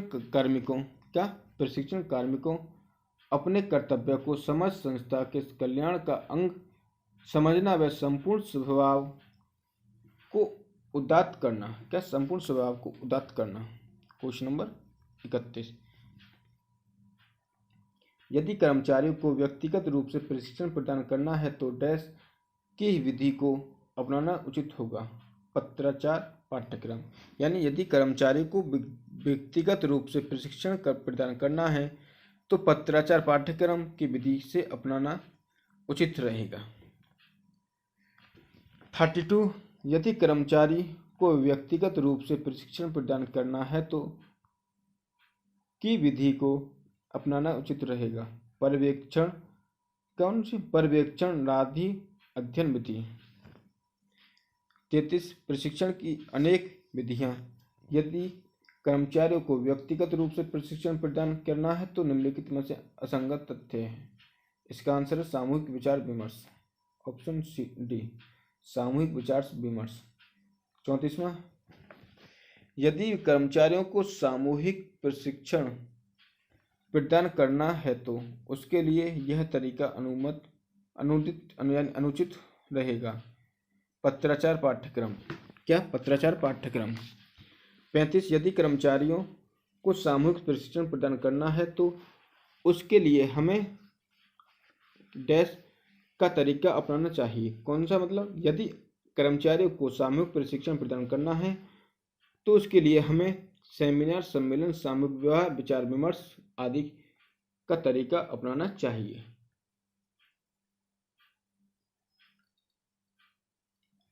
क्वेश्चन नंबर 36, यदि कर्मचारियों को सामूहिक प्रशिक्षण कम मूल्य पर घर बैठे ही प्रदान करना है तो का तरीका श्रेष्ठ रहेगा? इसका answer option D, radio, TV और समाचार पत्र द्वारा प्रशिक्षण देना। 37, निम्नलिखित में से जो प्रशिक्षण का उद्देश्य नहीं हो दर्शाता है वह है क्या है? प्रशिक्षण द्वारा उसे व्यक्तिगत कार्यों को करने में सक्षम बनाना। क्वेश्चन नंबर 37, सक्षम बनाना 37 हो साथ 38 है ये। आधारभूत पाठ्यक्रम का मुख्य उद्देश्य कार्य के प्रति उचित दृष्टिकोण विकसित करना और प्रशासनिक कार्य को सही रूप से समझने का योग्य बनाना, यानी आधारभूत इसका आंसर है। 39, प्रशिक्षणार्थियों को उन साधनों एवं सामग्रियों से परिचित करता है जिनका प्रयोग वे अपने पदों के उत्तरदायित्वों को पूरा करने के लिए करेंगे। तो इसका आंसर ऑप्शन ए, विशेषीकृत संस्थागत पाठ्यक्रम प्रशिक्षणार्थियों को उन संस्थाओं एवं सामग्रियों से परिचित करता है जिनका प्रयोग वे अपने पदों के उत्तरदायित्वों को पूरा करने के लिए करेंगे। 40, नवीनकृत पाठ्यक्रम में संबंधित अधिकारियों के सामने आने वाली संभावित समस्याओं पर विचार विमर्श को प्रोत्साहन दिया जाता है तथा इन समस्याओं के लिए उपयुक्त समाधान विकसित किए जाते हैं। नवीनकृत पाठ्यक्रम। 41, क्वेश्चन नंबर 41, कर्मचारी को उस विशिष्ट तकनीकी में प्रशिक्षण प्राप्त करना होता है जो कि उसके व्यवसाय के लिए आवश्यक होती है। ऐसे प्रशिक्षण को प्रबंध पाठ्यक्रम कहते हैं। क्या प्रबंध पाठ्यक्रम? 42, किसका उद्देश्य है? प्रबंध पाठ्यक्रम का उद्देश्य, ये साथ इसका बी राइट आंसर हो जाएगा। प्रबंध पाठ्यक्रम का उद्देश्य साधारणतः कर्मचारियों के दृष्टिकोण के व्यापक बनाना है। कर्मचारियों को राजनीति, अर्थशास्त्र, समाजशास्त्र और जैसे सामान्य विषयों में प्रशिक्षण किया जाना ताकि वे समाज की आर्थिक एवं सामाजिक समस्याओं को समझने के योग्य बन सके। 43, ग्रेट ब्रिटेन में वरिष्ठ स्तर के पदाधिकारियों के प्रशिक्षण के लिए एक इनमें से कोई नहीं। 44,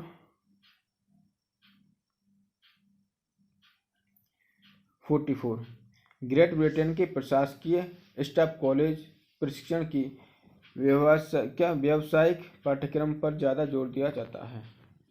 किस पर? व्यावसायिक पर। 45, सेमिनार प्रणाली में छात्र एक जांच समिति की विधि द्वारा अपने विषयों की खोज करता है। क्या? सेमिनार प्रणाली।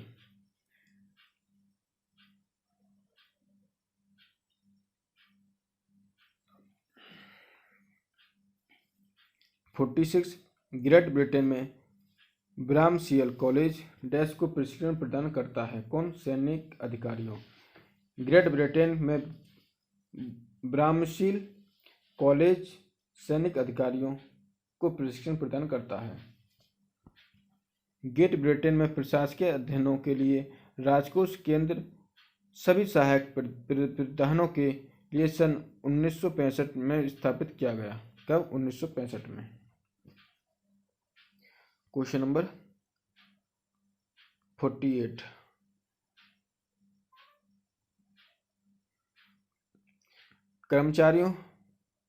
कर्मचारी की कार्यशैली पद्धति उसके मानसिक विकास और अपने कर्तव्य वहन करने की क्षमता पैदा करने का नाम है। इसका आंसर साथ ऑप्शन ए, पदोन्नति।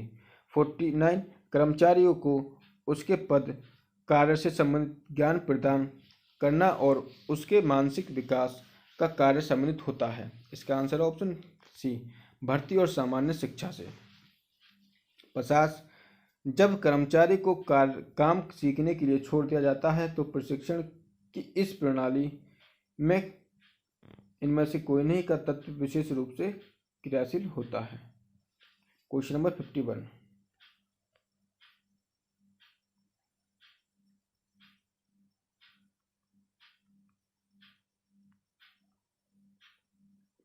साथियों, निम्नलिखित में से कौन सा उद्देश्य प्रशिक्षण का नहीं हो सकता? ऑप्शन बी, पदोन्नति हेतु द्वारा तैयार करना। क्या? पदोन्नति हेतु तैयार करना। क्या तैयार करना? उद्देश्य प्रशिक्षण नहीं हो सकता। 52, भावी कार्मिकों को तैयार करने की इस प्रशिक्षण प्रणाली को सेवाकालीन प्रशिक्षण कहा जाता है। क्या? सेवाकालीन प्रशिक्षण। 53, भारत के इंजीनियरिंग कॉलेज तथा मेडिकल कॉलेज में जो प्रशिक्षा दी जाती है वह है, कौन सी है? अनौपचारिक प्रशिक्षण। कौन सी? अनौपचारिक प्रशिक्षण। क्वेश्चन नंबर 54, हैदराबाद के पुलिस प्रशिक्षण संस्था में जो प्रशिक्षण दिया जाता है वह संबंधित होता है योग्यता प्रशिक्षण से। 55, मसूरी के लाल बहादुर शास्त्री, किसके? मसूरी के लाल बहादुर शास्त्री संस्थान में जो प्रशिक्षण दिया जाता है वह योग्यता प्रशिक्षण से संबंधित होता है। क्या? योग्यता प्रशिक्षण से संबंधित होता है। क्वेश्चन नंबर 56, प्रशिक्षण के किस तरीके में एक या अधिक विभागों में कार्मिकों को बुलाकर अनुभव अधिकारियों के संरक्षण में प्रशिक्षण दिया जाता है? इसका आंसर ऑप्शन ए, अनुभव से प्रशिक्षण। क्या? अनुभव से प्रशिक्षण। क्वेश्चन नंबर 56 के बाद 57 यानी IAS प्रशिक्षण संस्था की स्थापना सन 1965 में हुई थी। 58, IAS प्रशिक्षण संस्थान मसूरी से पूर्व नई दिल्ली में था। कब? IAS प्रशिक्षण संस्थान मसूरी से पूर्व नई दिल्ली में था। एडमिनिस्ट्रेटिव स्टाफ कॉलेज की स्थापना सन 1957 ईस्वी में हुई थी। कौन सा प्रशिक्षण कर्मचारियों को किसी काम को व्यावसायिक योग्यता देने के लिए होता है? यह व्यावसायिक प्रशिक्षण। 61, टेलीफोन ऑपरेटर की टेलीफोन स्विच बोर्ड पर काम करने का प्रशिक्षण, इसका आंसर है व्यावसायिक प्रशिक्षण के अंतर्गत आता है। क्वेश्चन नंबर 62, किस प्रकार के प्रशिक्षण के बाद कर्मचारी अपनी सामाजिक एवं आर्थिक पृष्ठभूमि को ज़्यादा उचित संदर्भ में समझ सकते हैं? पृष्ठभूमि प्रशिक्षण। 63, प्रशिक्षण देने के लिए विभिन्न तरीकों में किस पद्धति का विकास हार्वर्ड बिजनेस स्कूल ने किया था? क्वेश्चन नंबर 64, किस अनुच्छेद के तहत अखिल भारतीय सेवाओं का गठन किया गया?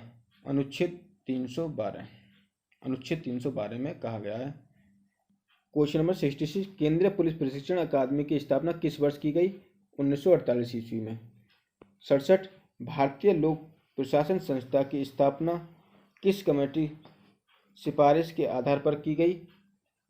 पॉल एच एफलबी के आधार पर। क्वेश्चन नंबर 68, भारत में कितने प्रकार की अखिल भारतीय सेवाएं हैं? इसका आंसर ऑप्शन सी 3। भारतीय लोक प्रशासन संस्था कहाँ स्थित है? ऑप्शन बी, नई दिल्ली में। पद पुरस्कार प्रणाली किस देश से प्रचलित है? अमेरिका से। 71, भारतीय प्रशासनिक सेवा में कार्मिकों की परिवीक्षा यानी प्रोबेशन की संपूर्ण अवधि कितने माह की होती है? 24 माह की। आगे देखते हैं, भारत में नागरिक सेवा में बैठने के लिए न्यूनतम आयु सीमा कितनी है?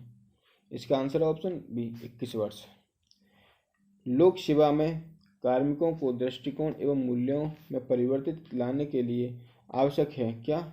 प्रशिक्षण आवश्यक है। अखिल भारतीय सेवा के सदस्यों की सेवा तथा शर्तों निर्धारित किए जाते हैं। इसका आंसर ऑप्शन डी, भारतीय संसद द्वारा। 75, भारत में अधिकारी तंत्र की विशेषता है? भ्रष्टाचार, प्रशासन का राजनीतिकरण और लाल पीताशाही। ऑप्शन डी इसका राइट आंसर है। पदोन्नति का सार क्या है? इसका आंसर है ऑप्शन डी कार्यभार एवं उत्तरदायित्व में परिवर्तन। कार्यभार एवं उत्तरदायित्व में परिवर्तन। निम्नलिखित में से कौन सा भारतीय प्रशासन की विशेषता नहीं है? इसका आंसर है ऑप्शन डी पद पुरस्कार प्रणाली। क्वेश्चन नंबर 78 केंद्रीय अन्वेषण ब्यूरो की स्थापना कब की गई? इसका आंसर है ऑप्शन सी 1964 में। 1964 में केंद्रीय संघ ब्यूरो की स्थापना की गई। चलिए साथियों, हमारा 5वां यूनिट खत्म होगी। अब छठे यूनिट की तरफ चलते हैं। साथियों, यदि आपको वीडियो पसंद आ रही हो तो वीडियो को लाइक करें, शेयर करें और हमारे चैनल को सब्सक्राइब करें, ताकि साथियों जैसे ही हम नेक्स्ट वीडियो अपलोड करें उसकी नोटिफिकेशन आपके पास सबसे पहले पहुंच जाए। साथियों, प्लीज़ हमारे चैनल को आप सब्सक्राइब कर दें और वीडियो को लाइक कर दें और अपने फ्रेंडों को शेयर कर दें। चलिए इसमें देखते हैं क्या करने वाले हैं। इसमें पढ़ेंगे साथियों समकालीन प्रवृत्तियाँ, प्रशासन में पारदर्शिता, उच्च लोक सेवाओं में पार्षद प्रवेश, प्रशासनिक सुधार। इसको देखेंगे साथियों। इसके जो इम्पोर्टेंट क्वेश्चन है उनको देखते हैं। पहले प्रशासन के लिए आवश्यक है पारदर्शिता। क्या? प्रशासन के लिए पारदर्शिता आवश्यक है। दूसरा, पार्षद प्रवेश किसके माध्यम से होता है? लोक सेवा आयोग के। किसके? लोक सेवा आयोग के। क्वेश्चन नंबर 3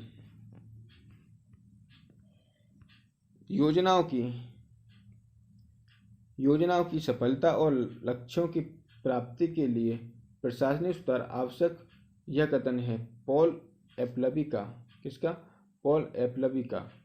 क्वेश्चन नंबर 4 एओ ह्यूम से आशय है संगठन तथा प्रबंधन। 5वां O&M के लिए भारत सरकार से किसने अनुशंसा की थी? एपलबी। 6 संगठन के कार्य होते हैं स्टाफ संबंधित। 7वां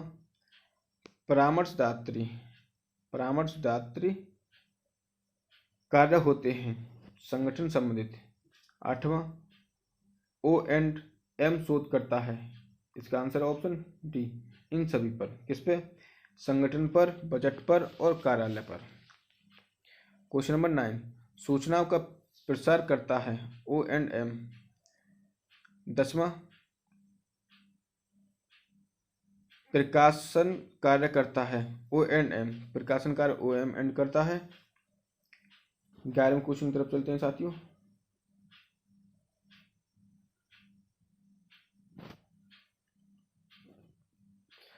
क्वेश्चन नंबर 9 हो गया साथियों। 10 भी हो गया। क्वेश्चन नंबर 11 की तरफ चलते हैं। प्रशासन के लिए आवश्यक है ये सभी जवाबदेही, पारदर्शिता और स्वीकार्यता। भारत प्रशासन की O&M प्रणाली में सम्मिलित है कौन कौन से? योजना, संगठन, समन्वय। ऑप्शन डी ये सभी। 13 O&M के कार्यों में सम्मिलित हैं। इसका आंसर ऑप्शन डी यानी ये सभी शोध और विकास, शिक्षण और प्रशिक्षण, खोज और छानबीन। ये सभी इसका राइट आंसर हो जाएगा। क्वेश्चन नंबर 14 प्रशासनिक प्रक्रिया होती है गतिशील। प्रशासनिक प्रक्रिया गतिशील होती है। निम्नलिखित में से कौन O&M का उद्देश्य नहीं है? तो इसका आंसर साथियों नौकरशाही और लाल पीताशाही को बढ़ावा देना। क्वेश्चन नंबर 16 O&M की स्थापना किस वर्ष हुई?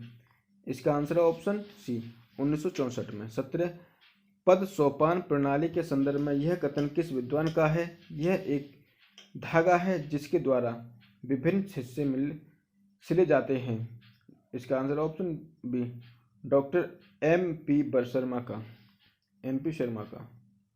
आगे देखते हैं 15वां क्वेश्चन। साथियों, हमारे 17 क्वेश्चन थे छठे चैप्टर में। किसमें? छठे चैप्टर में जो छठी यूनिट थी उसमें 17 क्वेश्चन थे। यदि साथियों आपको वीडियो पसंद आई हो तो वीडियो को लाइक करें, शेयर करें, हमारे चैनल को सब्सक्राइब करें, ताकि साथियों जैसे हम नेक्स्ट वीडियो अपलोड करें आप तक उसकी सूचना पहुंच जाए। तो चलिए साथियों, इसके जो महत्वपूर्ण क्वेश्चन बन सकते हैं उनको यहाँ देखेंगे।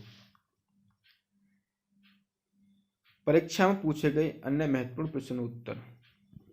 परीक्षा में पूछे गए अन्य महत्वपूर्ण प्रश्नोत्तर। भारतीय संविधान के भारतीय संविधान के किस अनुच्छेद के अंतर्गत अंतर राज्य परिषद का गठन होता है? इसका आंसर है ऑप्शन बी 263।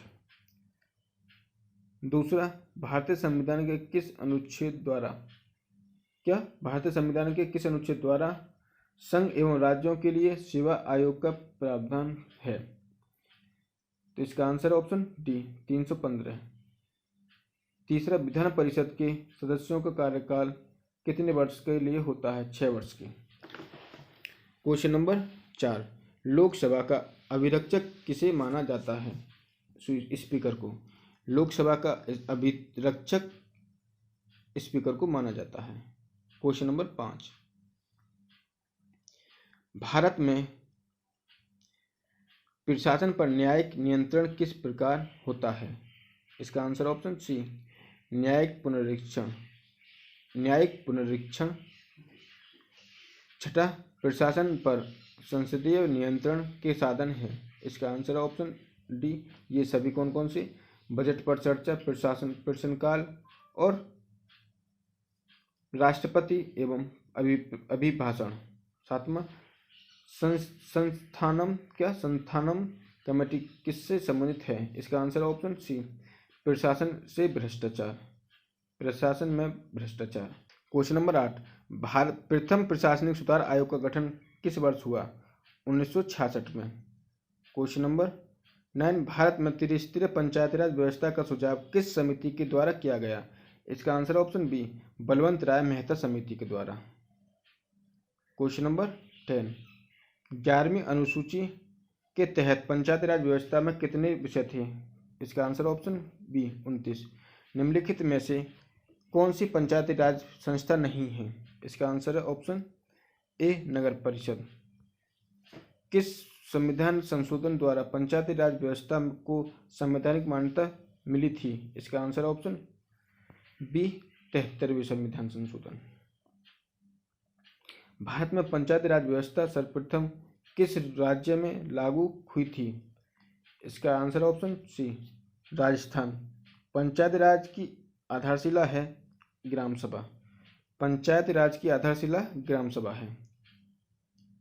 यदि साथियों आपको वीडियो पसंद आ रही हो तो वीडियो को लाइक करें, शेयर करें, हमारे चैनल को सब्सक्राइब करें ताकि साथियों जैसे ही नेक्स्ट वीडियो अपलोड करें उसकी नोटिफिकेशन पहुंच जाए। इसमें साथियों हमने संपूर्ण मॉडल पेपर एक ही वीडियो में कवर करा दिया है।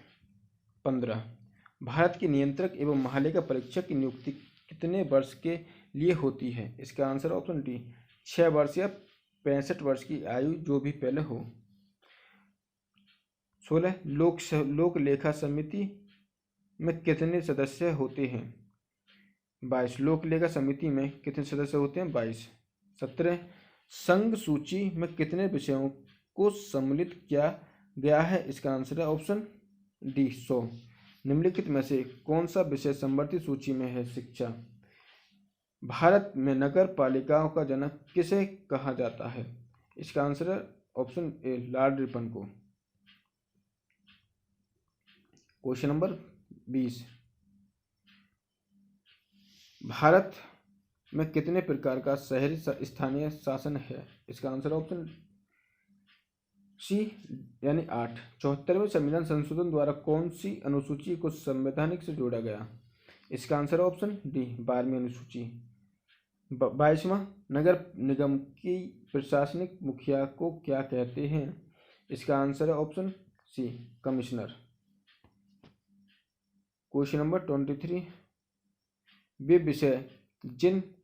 विषय जिन पर केंद्र व राज्य सरकार दोनों कानून बना सकती है किस प्रकार में आते हैं? इसका आंसर ऑप्शन सी संपूर्ण समवर्ती सूची में। क्वेश्चन नंबर 24, भारतीय संविधान का रक्षक किसे कहा गया है? इसका आंसर ऑप्शन सी उच्चतम न्यायालय को भारतीय संविधान का रक्षक कहा गया है। 25वां, पॉल एच एपलवी प्रतिवेदन करते हैं किससे? इसका आंसर साथियों ऑप्शन ए प्रशासनिक सुधार। क्या? प्रशासनिक सुधार से। विकासशील देशों में आर्थिक व सामाजिक विकास के मार्ग में सबसे बड़ी बाधा है लोक प्रशासन। 27 किस आदेश द्वारा उच्च न्यायालय द्वारा न्यायालय को ऐसा कार्य करने से रोक सकता है जो उनके अधिकार क्षेत्र में नहीं है? प्रतिषेध।